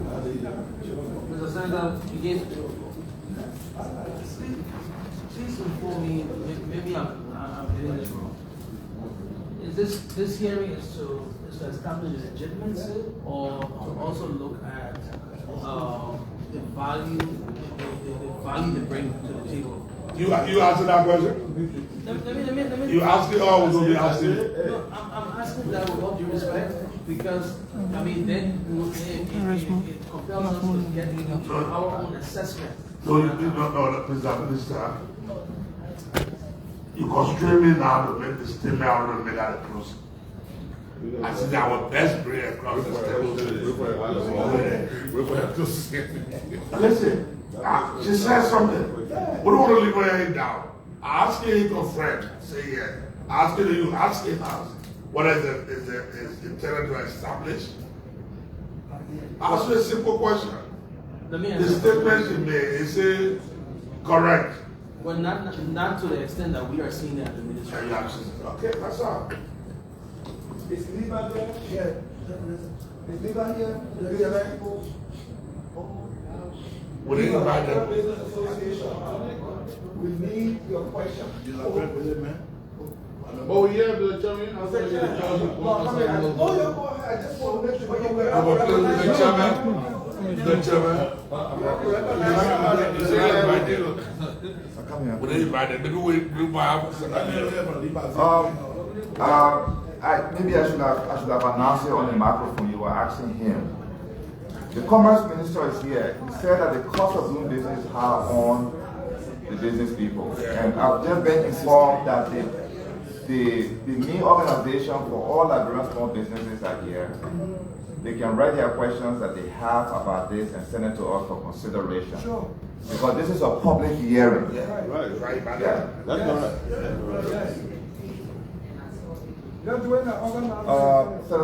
Senator, you finished?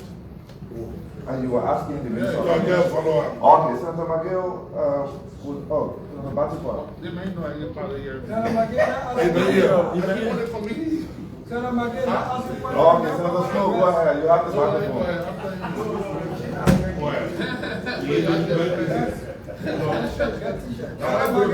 No, you didn't raise your hand. Go ahead, Senator Snow, you have the microphone.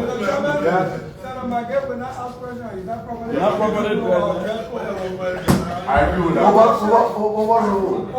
I agree with that. It's our colleague. Let me ask to him. You asked me, I want to change the dress code here. We were speaking. Mr. Chairman, thank you, Mr. Chairman, for recognizing me. Mr. Chairman, thank you. What I noticed here in my opinion, I see 1, 2, 3, 4, 5 government of Liberia and 1 business entity. What do I mean? The coordination between the agents of government is very poor. We have a contract in our possession signed by the Ministry of Finance. The representative of the Ministry of Finance can say, "End up a contract." I mean, we didn't say which government signed it, we say which ministry. So you have not been able to find any document in it. The NRA comes, and I kept focusing on Montgomery. Because it's a double job, I know he wasn't there. Because thank you, institutional knowledge. My government said, anything my government said, that was I say. Then you should have come with your government, your government should come and that way you took oath. Then the other one said, let me clarify. Now, to be honest with you, the CTN that I came here today to recommend closure for, which is not off the table yet, they've actually embarrassed the government. Except MPA. Including MPA. They've actually embarrassed the government. Except where the government can tell us that all the information Madam Bangura just gave, that those data she's providing, helping our economy, then they have embarrassed the government.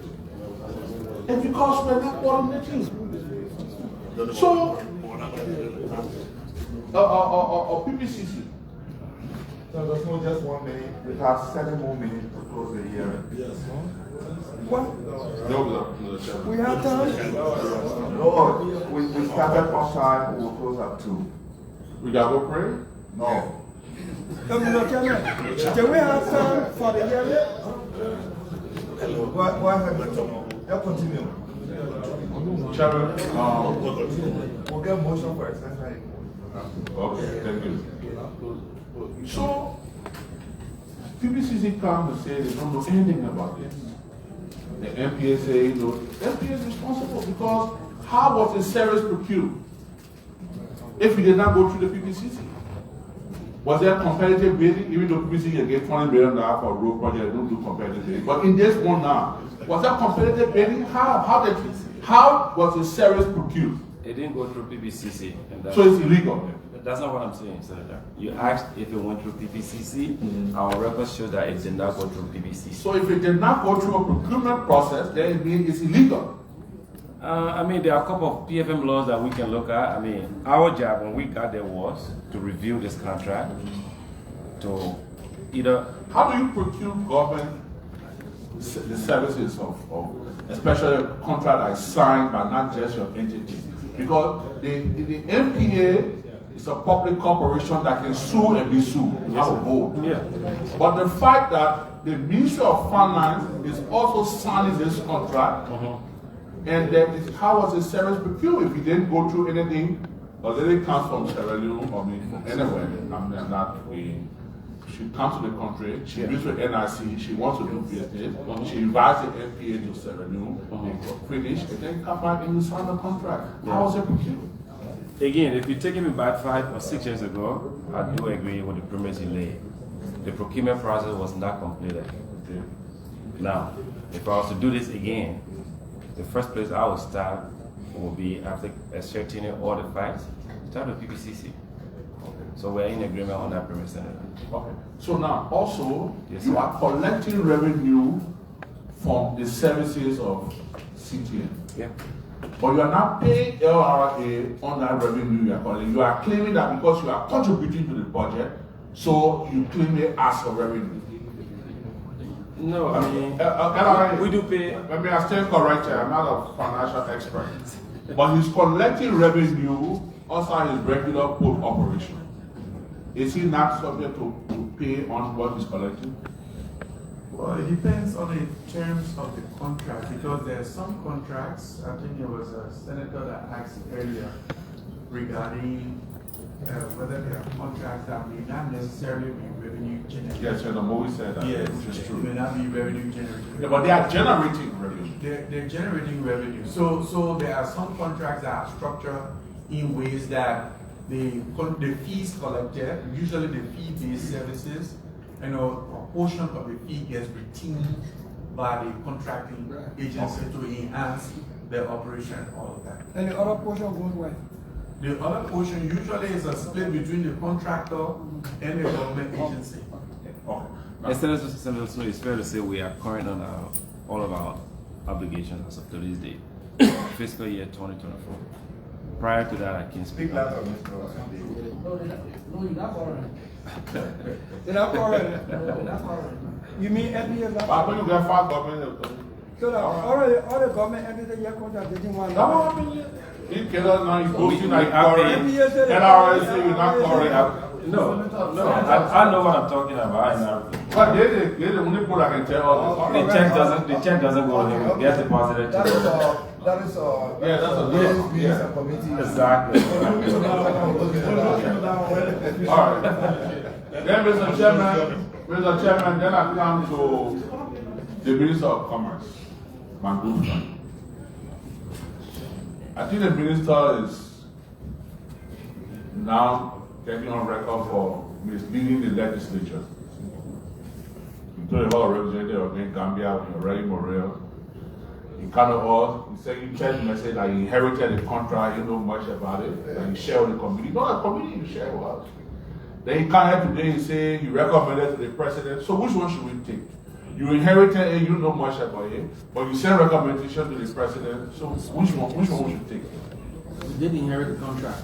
Yeah, you know much about it. And it was not signed by the Ministry of Commerce. When we look at holistically the issue of the cost of doing business, it was then that we were compelled to look at CTN, GTMS, and the services they provided. And our contestation has never been whether it's legitimate or not. Again, when we went through that process, we established, and I said here, there was a contract. But we believe from our perspective, the cost that is transferred to the business people is excessive. And that's from our point of view. And it's also based on the fact that we engage several other service providers who have offered and who are charging far less in sub-region. We believe that charging $130 to $190 to clear a container with all the multiplicity of charges that business people are facing is just excessive. And that's our point. I don't think we have misled the legislature in any way here or the House, as you claim. All right. Now, the manufacturer said that you have met once. Is there any hostile relationship here? Do you want CTN closed? If we were to ask you today, should CTN be shut down? What would be your response? There is no hostile relationship with GTMS or any service provider. We are looking at things and when we address situations that is based on facts. So there's no hostile relationship. Have you made a recommendation to them on the fees? No, we have not. Well, we spoke about the fees. Yes, we did. When we met them again with LRA, because we decided to do this jointly, when we met with LRA with them, we asked them about their fees, the fee structure, which she partially explained here and she explained there. After then, we did do our research. Again, we had to base it on facts. There's a clear sentiment all over to re-engage CTN or MedTech, but we have clearly stated even in cabinet that our recommendation will be based on facts. You recommended what is the recommendation? Yes. Yeah, what's your recommendation? Yeah, our recommendation to the president was to cancel CTN based on the facts that. What's our method? Well, we recommended that we maintain MedTech on condition. It was based. Okay, we got a picture now. No, we got a picture. That's okay. We got MedTech here on Monday, so we don't want to go into MedTech. Follow up to that. No, so we got a picture. We understand what's happening. Follow up to that, Yes, Yes. Minister. Yeah. You said, follow You got to follow up. Yeah. Just quickly. Yeah, We'll come to you guys. Yeah. You did a formal recommendation to the president to maintain MedTech. You are saying here that your recommendation on CTN will be to cancel it. Is it by the CTN name or the services they provide? Based on the services. You just said here on the oath that the services that they provide, some of which are very necessary, whether it is CTN or not. The services that the CTN continual tracking is the service. Yeah. So it's not about the company, the ownership, it's about the services they provide. So which one you recommending cancel? CTN or the services? Well, definitely, we believe that GTMS is not providing the adequate services for the charge that they are charging. So if another company comes, if another company comes to provide the services that you're talking about, we will need it, correct? To provide the service and more. And let me state this: one of the services, their core service, as she stated, one of their services is to also provide factual information on pricing of commodities that come in. Okay, I have on my desk stack of IPDs. So today, that we see total fault in the process of declaration. We're working with LRA on this. For example, you will see an electronic importer, a distributor of air conditioning, that will list on their IPD 28 hours for a 9,000 BTU. That has been passing through the system before, and it's been sold for $300 on the market. CTN, the company responsible for that. What she indicated. Something happened here. I think I got a better picture of what happened here. Okay. The problem we've had with the new government and the agencies is they've not tried to engage the service and understand the service. Yes, we've met with the Ministry of Commerce once. After that, the Ministry of Commerce have never engaged us. Even though I've tried, I've sent letter, I've tried to book meeting with the minister on several occasions to introduce what he called us for was to make an acquaintance, which we did in that first meeting. After that, he didn't try to engage us to ask us what the service is, what do you do, how does it work? And because the Ministry of Commerce is avoiding to use the service, that's why he's talking about the IPD. LRA is currently using the service, like I said. Ministry of Commerce before used to use the service to cross-check these IPDs, but currently that is not happening. Why? Because we've tried to meet with the minister on several occasions. Like the minister said, he has been hostile and say he doesn't want CTN. He wants our service to be added to MedTech. So because of that, all right, madam. I think we'll get a picture. Mr. Senator, Mr. Senator. All right, madam. We got a picture. Mr. Senator. Mr. Senator. Please.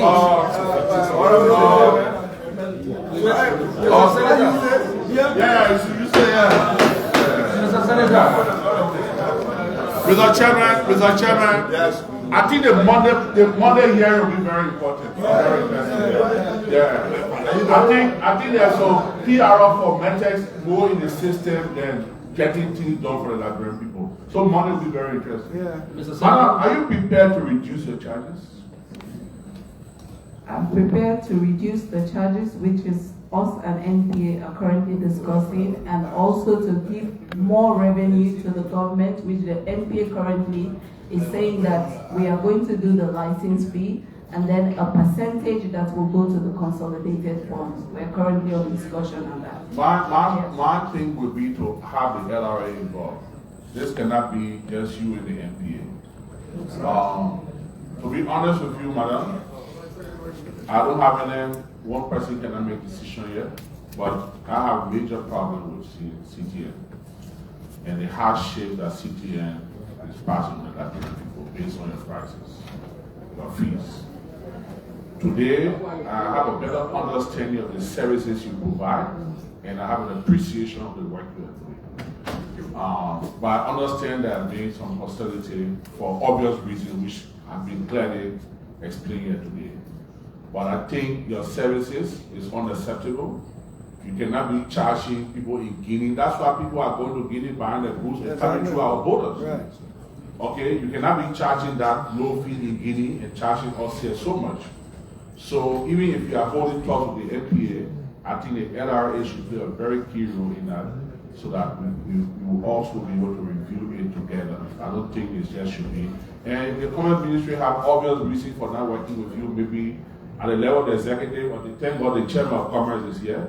Maybe we can talk about it. But I think there's an obvious reason that Commerce has more interest in MedTech than in CTN. And we'll discuss that later. Mr. Chairman.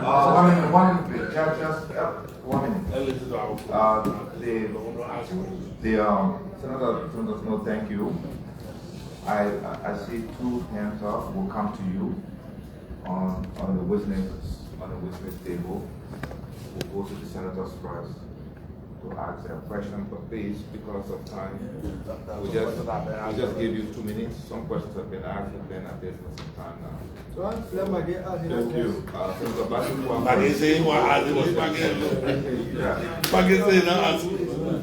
Okay, thank you very much.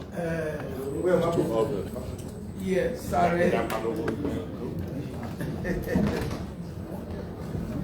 My concern, please bear with me, is CTN in place of Beaver, or two of them initially were operating concomitantly?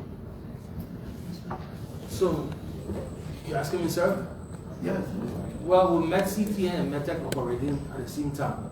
And I believe MedTech has assumed some of the some of the services of BVAC, but not CTN. We also see overlapping of functions with the two institutions. Is BVAC still in existence? No, BVAC is not. Senator, what is your name, sir? Senator Batikwa, to answer your question directly, MedTech inherited BVAC, and CTN is different. Okay. Thank you. So, CTN, which institution of you really is the that is democide, even though it's interacting with the others, but who really is operating the CTN? NPA is the contracting, the concessionary agency. Okay, so you indicated that the portfolio of CTN, 15 years, 25 million. Did I hear you correctly? Those are estimates that over 15 years we would have generated about 25 million. What was the estimated in that period of 15 years? How much is the portfolio? I'm not sure I'm understanding your question, sir. Sorry. Are you saying a contract must have a value? Yes. In 15 years' time, this is the estimate amount that this contract value. About 25 million. 25 million? Yes, sir. Okay. Yes. And you have indicated that, according to your record, it was never ratified. It hasn't been reviewed, yes. Okay. We are in a review process now. Well, I mean, even you're talking about review. Review is contract that has gone through 5 years and needs to be revisited. Well, I mean, originally, it was never ratified. They didn't go through the legislature, yes. Okay. Yes. Mr. Minister, you were talking about legitimacy and illegitimacy. The government, as a credible institution, must deal with legitimate institutions. So it's indicated here that CTN is illegitimate. GTMS. GTMS. No, I did not say that. Commerce said that. Commerce. Yeah, I did not say CTN was illegitimate. Contract. As far as we are concerned, when we did our assessment, a legitimate contract was signed with GTMS. We do not question that.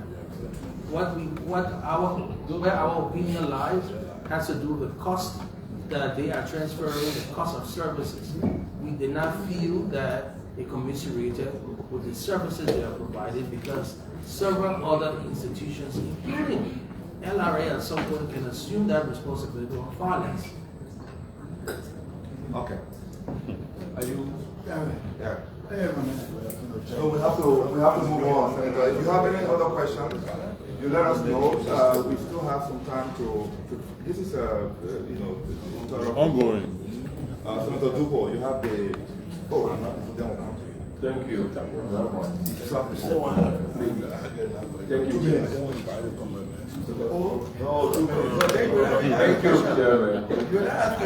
So let me say this. So the ND, I'm not sure that the portfolio of GTMS over the length of that contract is 45 million. The GTMS have an agreement with the NPA and I want you to check your files within this committee that projected $174 million over the life of that contract. And that gives you a high, according to the CPL, our average return on investment for this country is around 18%. But that is more 1,000% return on that investment. It means that the fees is very, very, very high for that grade. Make it more profit. And I think you have to visit that. One of the reasons why you are also struggling with this conversation is because you didn't do any competitive bidding in process. Yeah. But you will have seen other versions of the entire process. Second, you also need to know that the concession of Indian terminal provides that the Indian terminal has a responsibility for continuous traffic. It's in that concession. And that function cannot give up to GTMS. And you have been free of charge for continuous traffic. If the other portion of pricing that have been added there, okay, that does not so fast that you will charge 100 or something that is also for continuous tracking note certificate. That is very hard. And Senator, please let me respond to that for 2 seconds. And I'm sorry to say this publicly, you always confuse the issue of tracking, which is to know where the container is, versus the services that GTMS provides. And I'm sorry you didn't come early. That's what Senator Those are some of the things that Snow alluded to. There are issues here, national security issues, valuation issues for customs and LRA and Commerce Ministry. There's IMO issues at stake here that all together GTN must provide. But you always, and I'm sorry for this reason, I don't know why you do this, but you always confuse the issue of just tracking to know where the container is. No one needs GTMS or APM to know where a container is. You can go to Rexline.com, MSC.com, you just put your tracking number and container number, it will tell you where the container is. The real issue here is the composition of that container. Contraband, illegal arms, money laundering. Those are the value election center. Exactly. Okay, so I'm sorry, in the future, if we are having this conversation, please let's not confuse So that what is the not container that is, is which is not what confusion. APM That does, is a versus function of the APM table that you can improve on. but they just tell, APM terminal tells you, I'll tell you where your container is. So further, I don't think that's the purpose of this conversation. Further that, what is the value added? Because 9/11, When they're getting hostile, talking about Senator, you're getting hostile, yeah.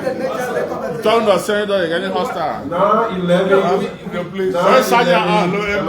Not the standby, yeah.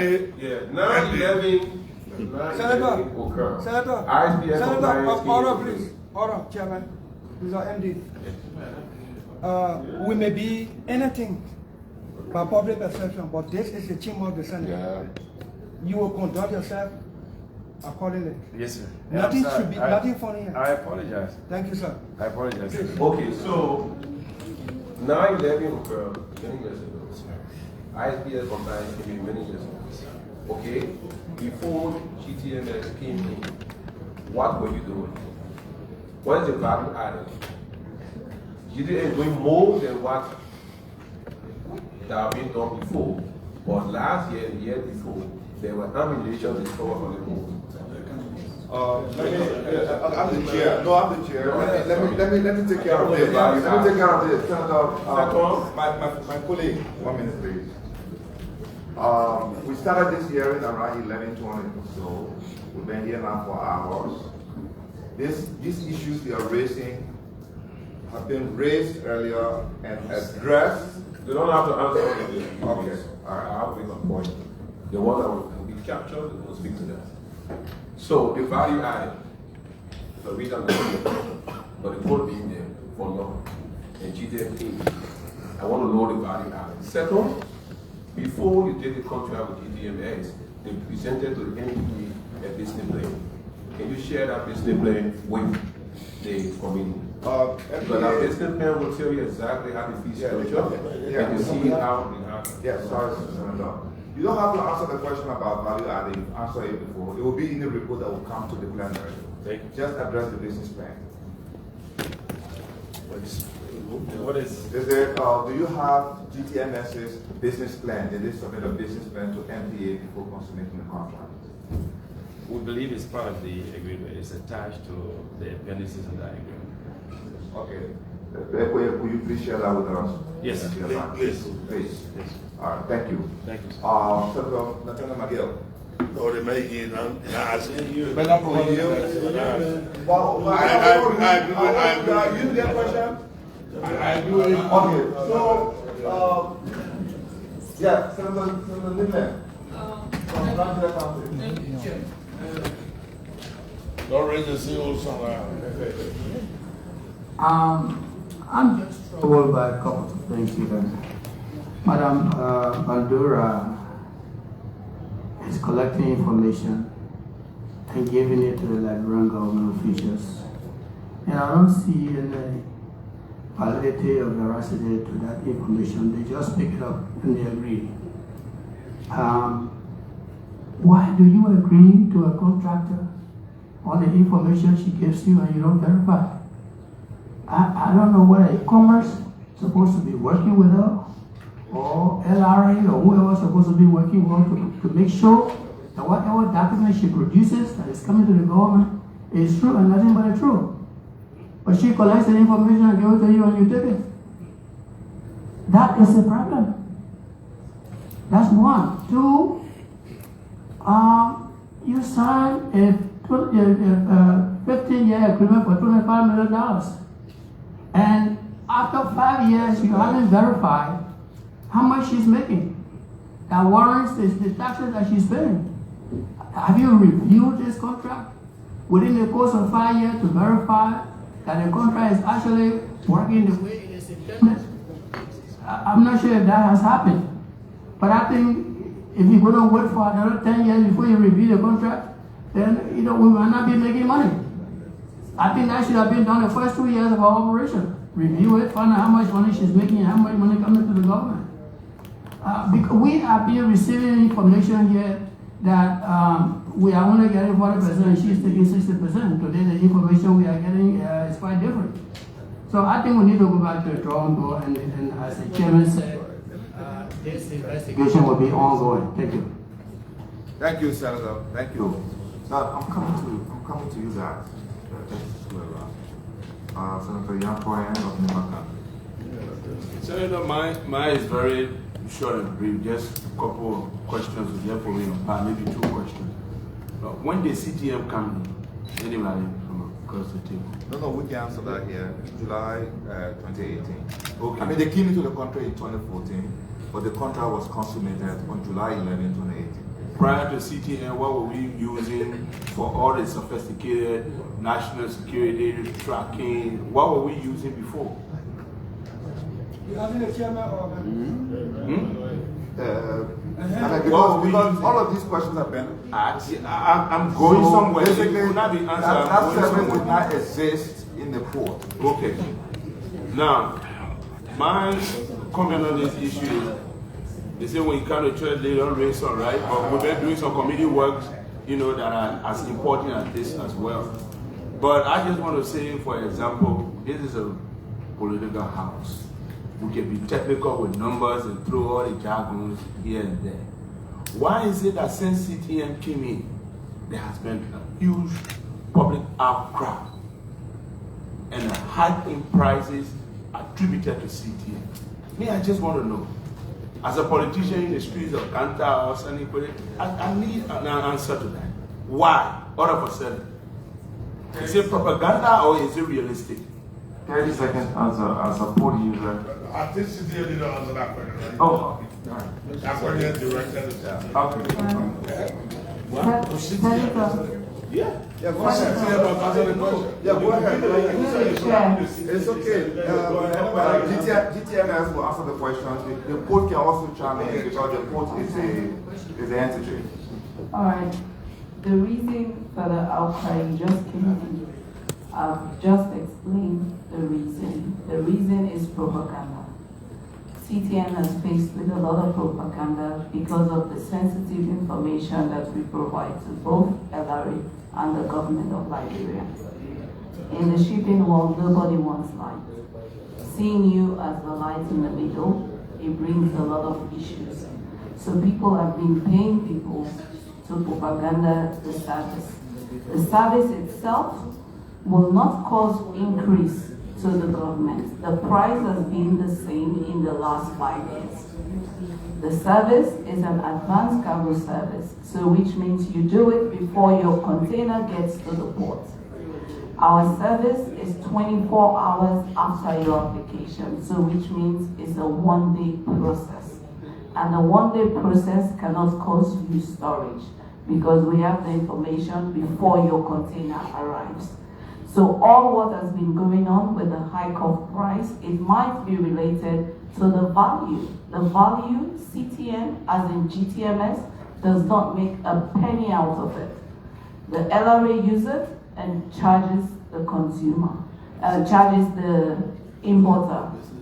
The importers, I'm not accusing anyone here, the importers in turn, through the LRA, turn and say it's GTMS. But GTMS has no revenue in the value.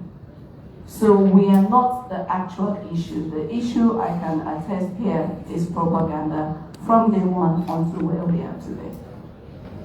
Thank you. Thank you very much. Senator McGill, one question. 1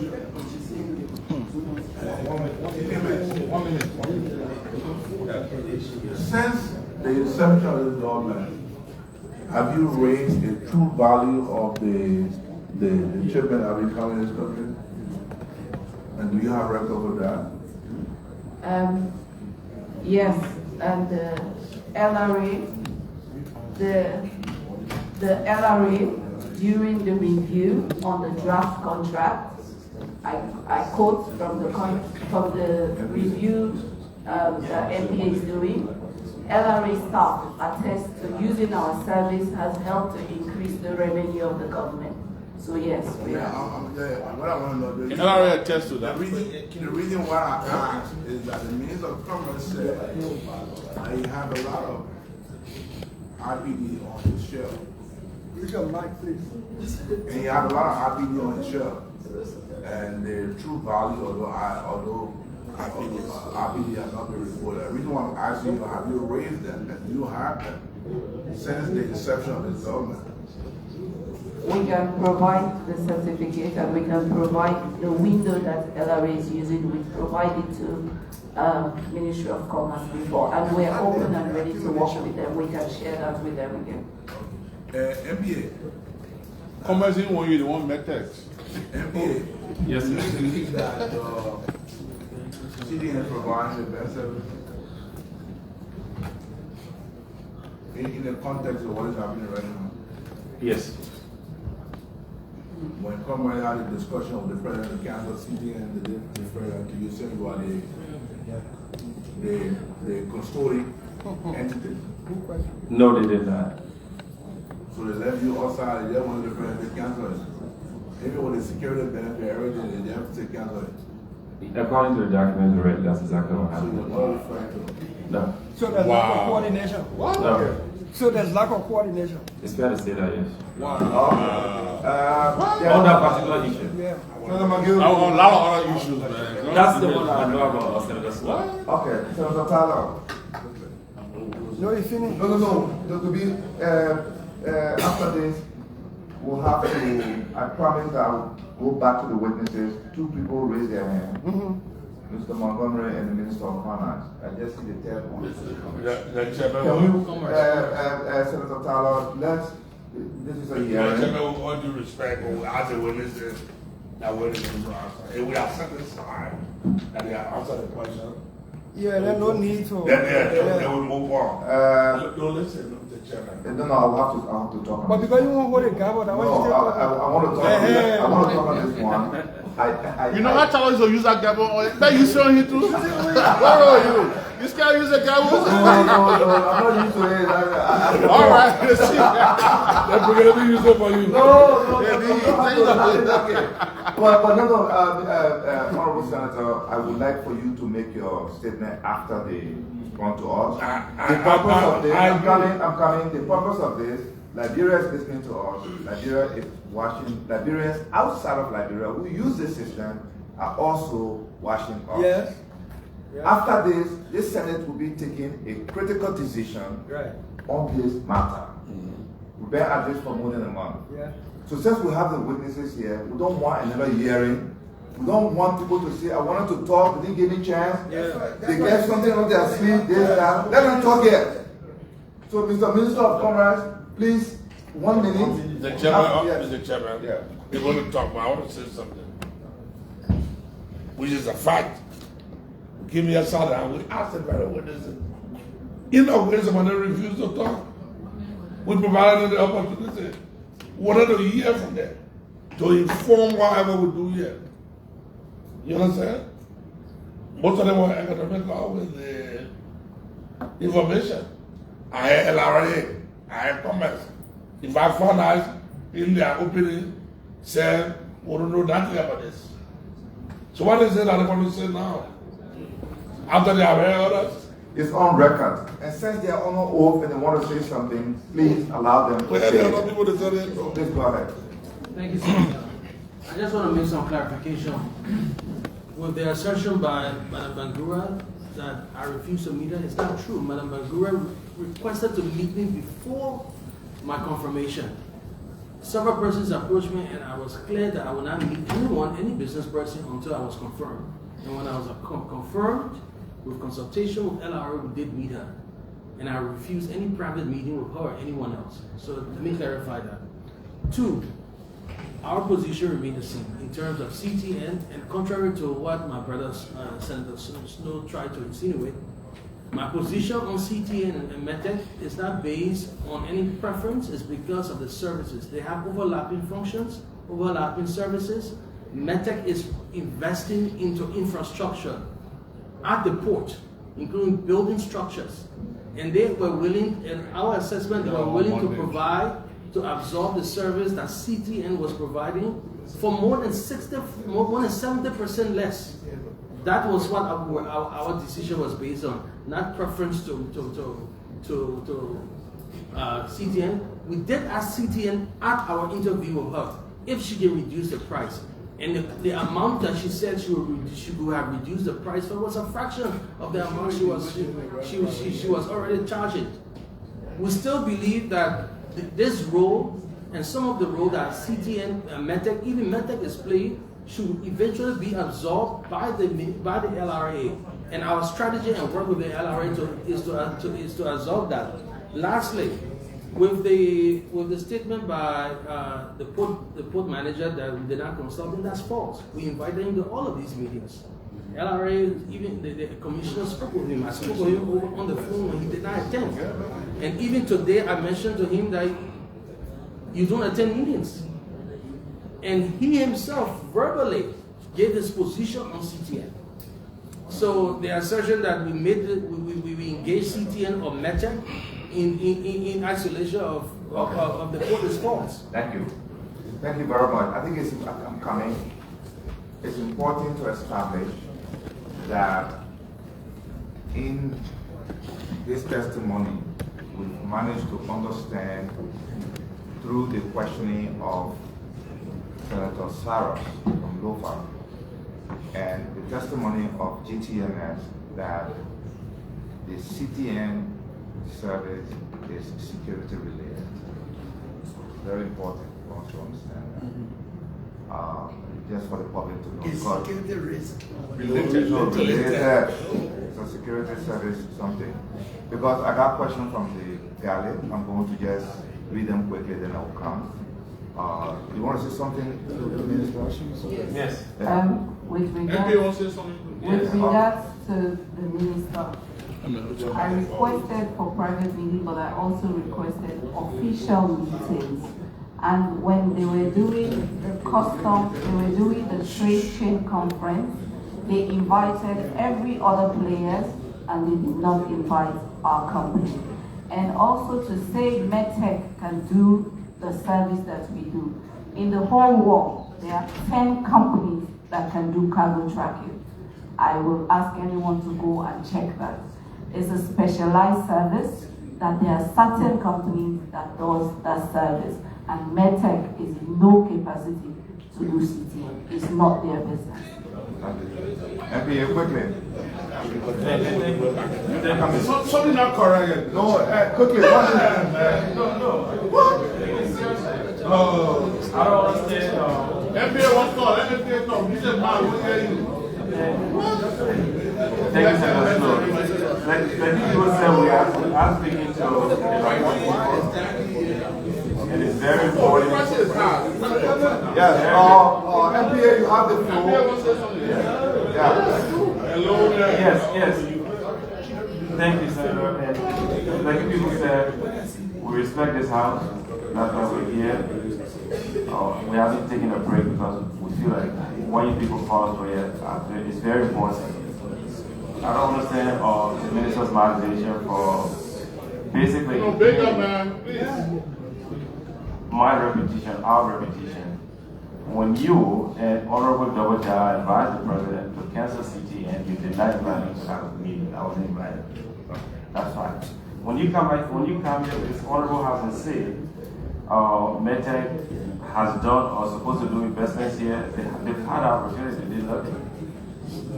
I don't agree. I do not agree with everything GTMS is doing or have done, but I can tell you that GTMS at least have an office here, they have Liberians employed here, MedTech on the other hand don't. So to mix everything up the die, it kind of give conflicting and confusing information to our people. I'm sorry. If we are going to look at what a GTML performed to the letter of the terms of that contract, those are legitimate questions we have. And I'm having that conversation with the MD. She agreed that they didn't do everything. Now, if we are going to renew, like you said, renewal or non-renewal on the table, those questions have to be answered. And I can tell you today that over the last 30 days, their posture have changed. They've been very accommodating and open to working with the board and the Liberian government. And thank you for your time. I just wanted to thank you very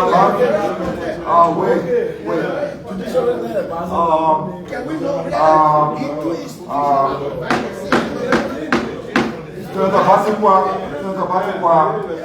You came late. That question has been answered. We will bring our report to plenary and we will define the subject here. We're gonna close this thing now. Bangamano will have to close this thing. We have to. Okay, 1 minute. Yeah. Thank you. This is a public hearing. And the way I see the opinion going, I answered to a question, and the question was a legal question. Thank God that the senator here, he's a lawyer. It was a close-ended question posed to me, whether we're party. Legally, we are now party. You didn't ask me whether we recognize them, whether we're doing business with them. No, but I think that was established. That has been established by the commission.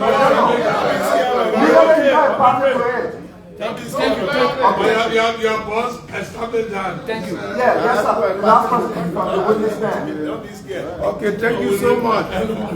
I will not be the report. This is the Ministry of Finance and Development Planning. Thank you so much. What's your name, sir? My name is Andrew N. Golo, Assistant Minister for Revenue and Tax Policy. Thank you, Florida. Thank you so much. You said something, Senator, that is very much important that I want also to bring to your attention from another angle. You talked about our obligation under international, treaties or organizations. That makes us very much, that makes it very much important that we take into consideration our obligation under the WTO and also under the World Customs Organization. We have the responsibility to facilitate trade. And in trade facilitation, we must do everything we can to minimize cost. Here, you are talking about GTMS, is talking about custom evaluation. And you are also talking about methods, doing custom evaluation. When we left pre-shipment inspection and decided to come to destination inspection, we did so with the idea that, our custom staff have learned well enough to do the pre-shipment inspection that was done abroad to do it right here. Evaluation is in part of physical inspection. Okay. Custom, the quantity of goods is also part of this. So if you have methods doing that, and you also have, GTSM doing that, and our business people are being charged by GTMS and MedTech, look at it, please consider that. If you are talking about, you have now known the services, that GTMS is providing, they are very vital. But look at the other end of the angle. What Metas is doing. Metas is doing that same thing. If you talk about security, under the custom corporations, if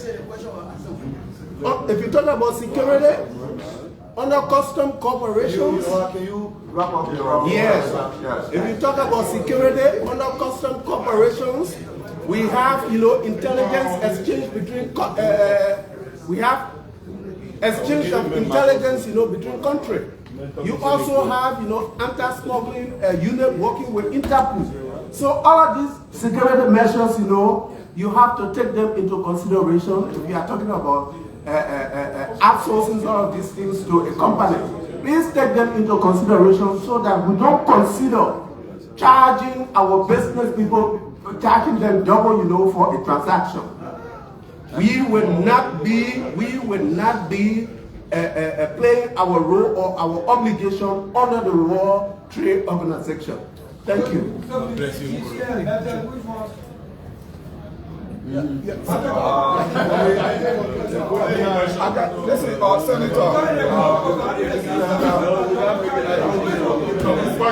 Senator, the answer to that question again, like the Commerce Minister said, our preference is not for a particular institution. We talk about seamlessness. No. Yes, Senator, I stand by that. Right. The Commerce Minister said the preference is MedTech. So don't misquote that. He did say not for particular. He said the preference is MedTech. Why he recommended the president to shut down CTN and keep MedTech. So don't quote him if you get the correct quote. Not your own. MedTech. Okay, so maybe I can modify my question. The preference is. If you want us to continue asking,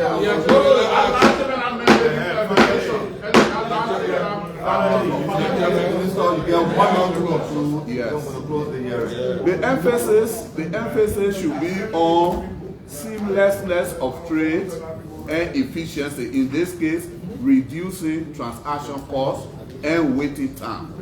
So whether it is MedTech, whether it's GTMS, or any other institution that does it, the element of duplication, as outlined by Assistant Minister Ogoda and other people here, are the element that we need to take out of the system. So if between MedTech and GTMS, one of them does all of the activities that are related to inspection or whatever, that should be the way to go. They're having different layers. Okay. No more questioning. Thank you. I have two questions from the galley, from the audience.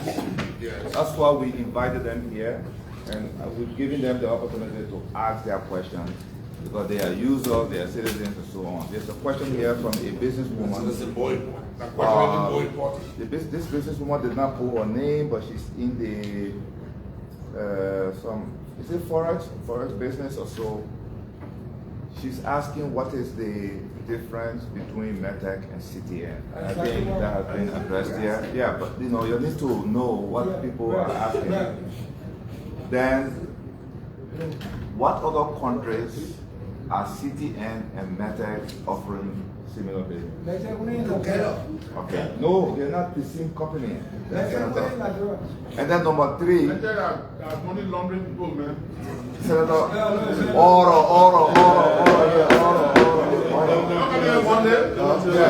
This is for CTN. This is for CTN. This is CTN hearing. Monday. Wait for Monday. Wait for Monday. Better operation. Wait for Monday.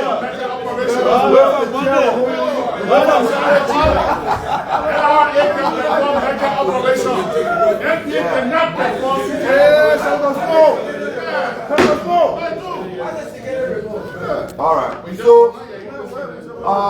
let us respect the citizens who brought us here. So the third question was the benefit of CTN, that CTN and MedTech brings to the country. I think we answer all of that. The second question comes from Mr. Sekudi Suni. He is with the movement for integrity for national development. Again, what is the importance of GTMS to the Liberian economy? Why is it important to hold CTN in Liberia? And I think those questions have been answered also. We ask the public to keep following the Senate. After the hearing next week, we'll get back to you, the witnesses, if we need you additional information. The Commissioner General can tell that I've been harassing him. The PPCC can tell. The only people in this group that I have not contacted directly outside of the letter that the committee wrote is GTMS, is finance, is commerce on CTN, but the ports, PPCC, LRA, and NIC is not here. So I want to thank everybody. You want to say something before you close? Before I close?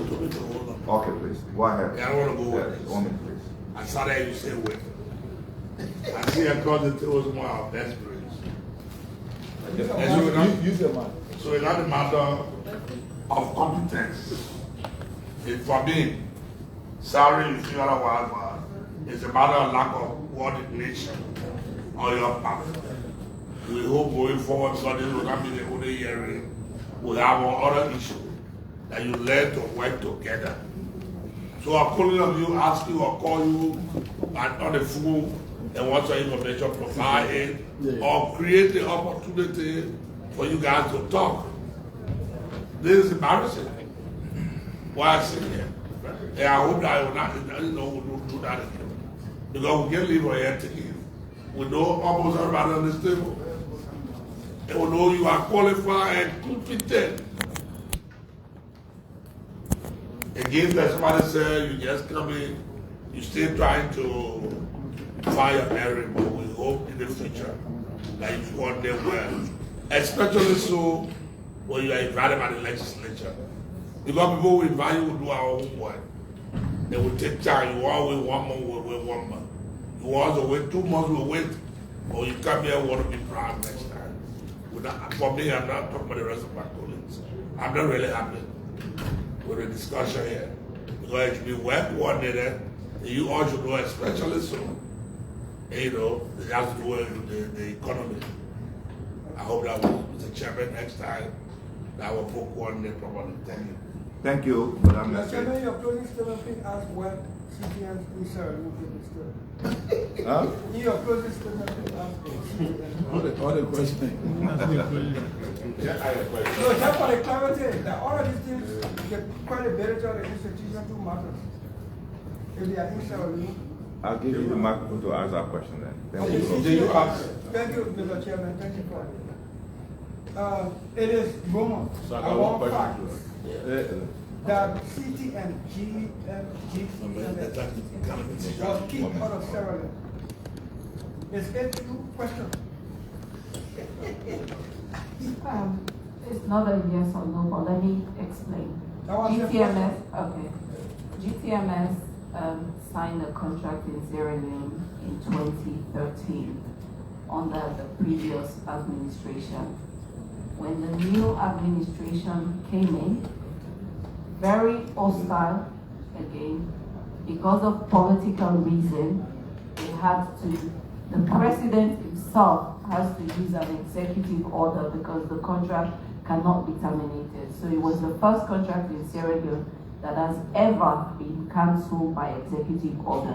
The president used an executive order because there was a rumor, just like here, the former president owns the company and the former ministers owns the company. So the president, without doing due diligence from ministers, he terminated the contract. However, our system is still being used in Sierra Leone. As GTMS? No, not as GTMS, as the new company that is currently doing the service.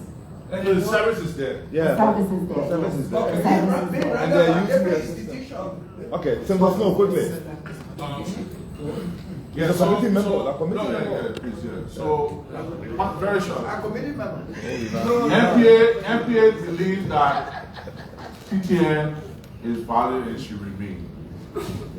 Commerce says no. I just want from LRA. What do you think?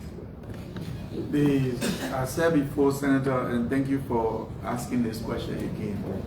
The CTN service is something that we cannot do without. We do need the CTN service. Thank you. Thank you. This is not a MedTech hearing. One day you can come from MedTech. Okay, so let me thank all of you.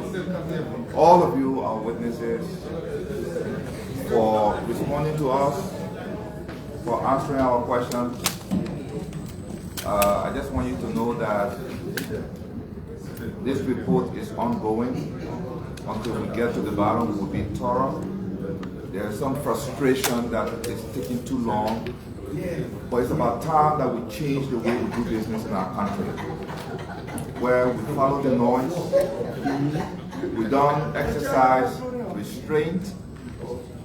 We don't exercise discipline to do research, to engage those who've been accused and those who were party to this, to give us, information, to consult the lawyers on the legal part, etc. You can see the dynamism of this committee, where you have people from various sectors relating to this matter on it.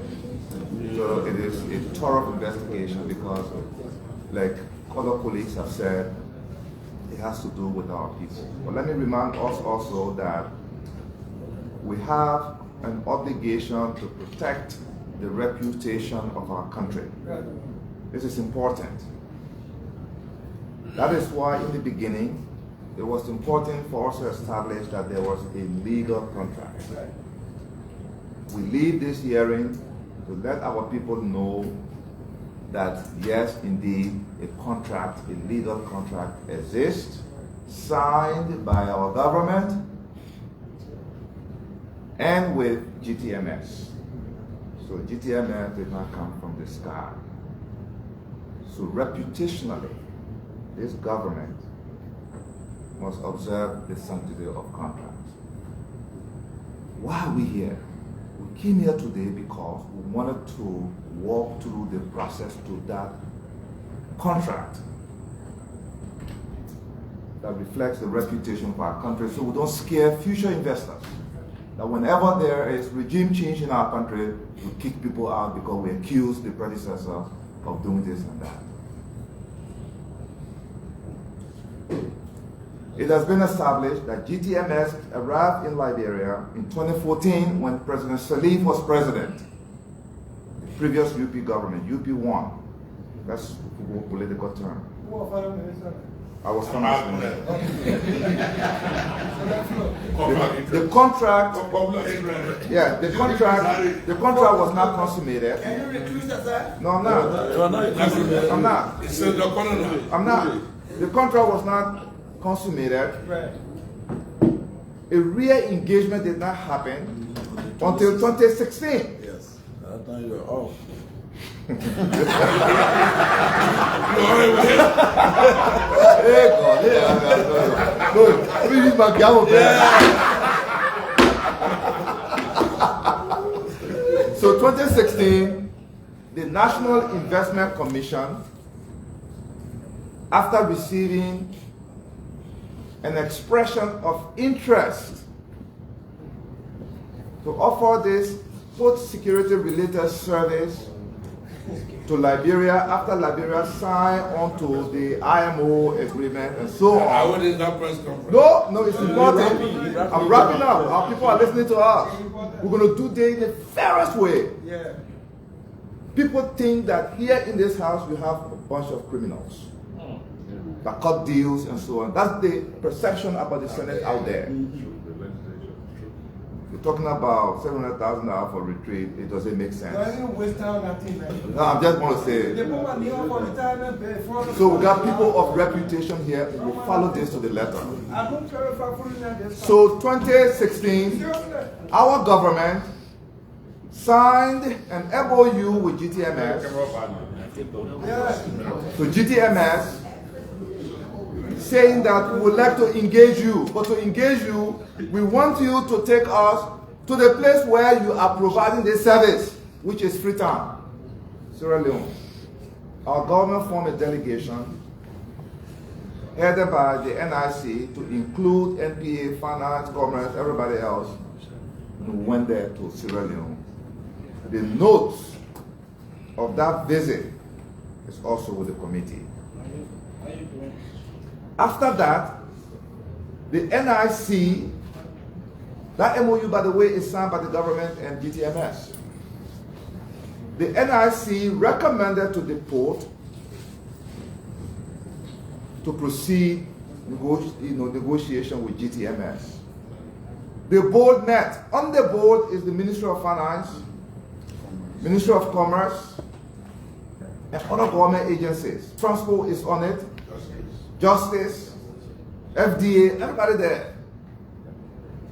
And then the board authorized management to proceed. Mr. MD, this committee needs the minutes of that board meeting and the resolution of the board for you to begin negotiation with GTN. We don't have that on our file. We need it so that we can share it with the public.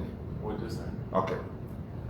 After that, a contract was derived. My teacher here asked the question about the terms and all of that. It's been established. We have a signed contract. You went to law school? Oh. And high school. You're talking high school. Oh, okay. A contract has been, his contract is signed and exists, and our Minister of Justice, the Attorney General of the country, attested to that contract, which is a requirement on our law. What is missing in the interest of transparency is why the PPCC was not involved. We'll be referring to our land lawyer here on the committee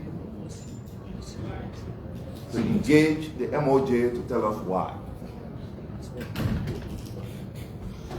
We have established that the CTN, the Continual Tracking Node Service, is needed in Liberia.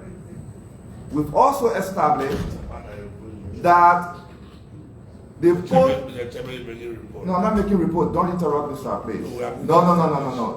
No. We've established it here, but not in the committee room. But we've established that here from the witnesses.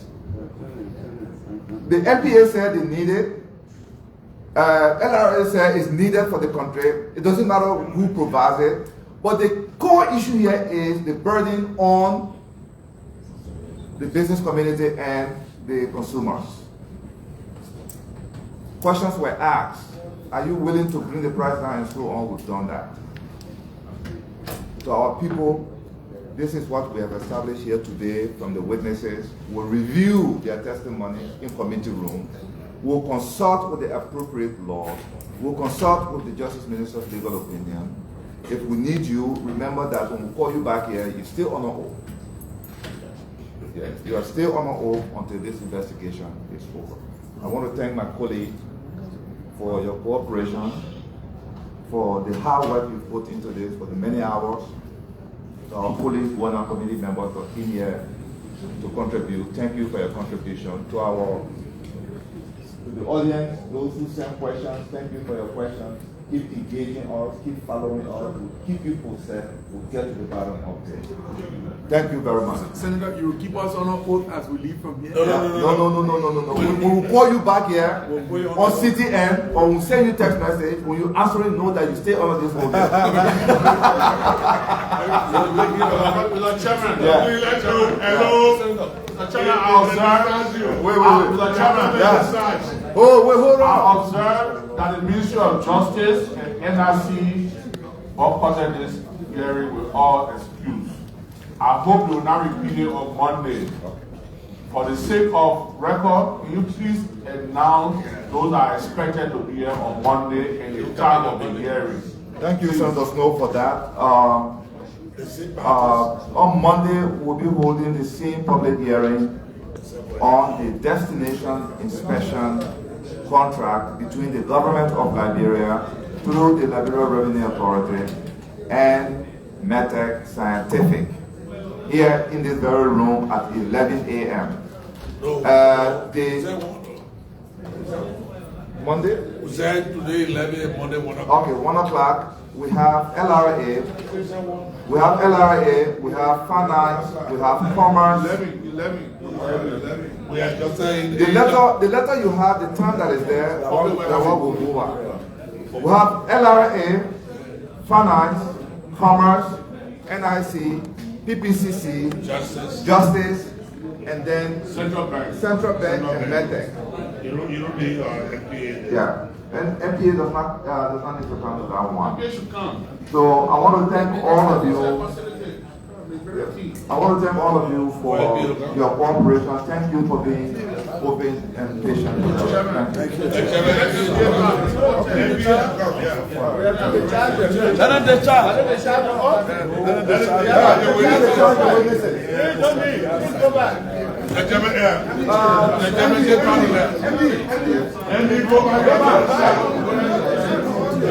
But yeah, it's a month. Mr. please. For Wednesday, today Wednesday. So on Monday. They coming. It's coming. Yeah, Patrick, my captain of the president, the president, my chair, and member of the joint committee, I have as in charge. Thank you. Thank you. Thank you, Governor. Thank you.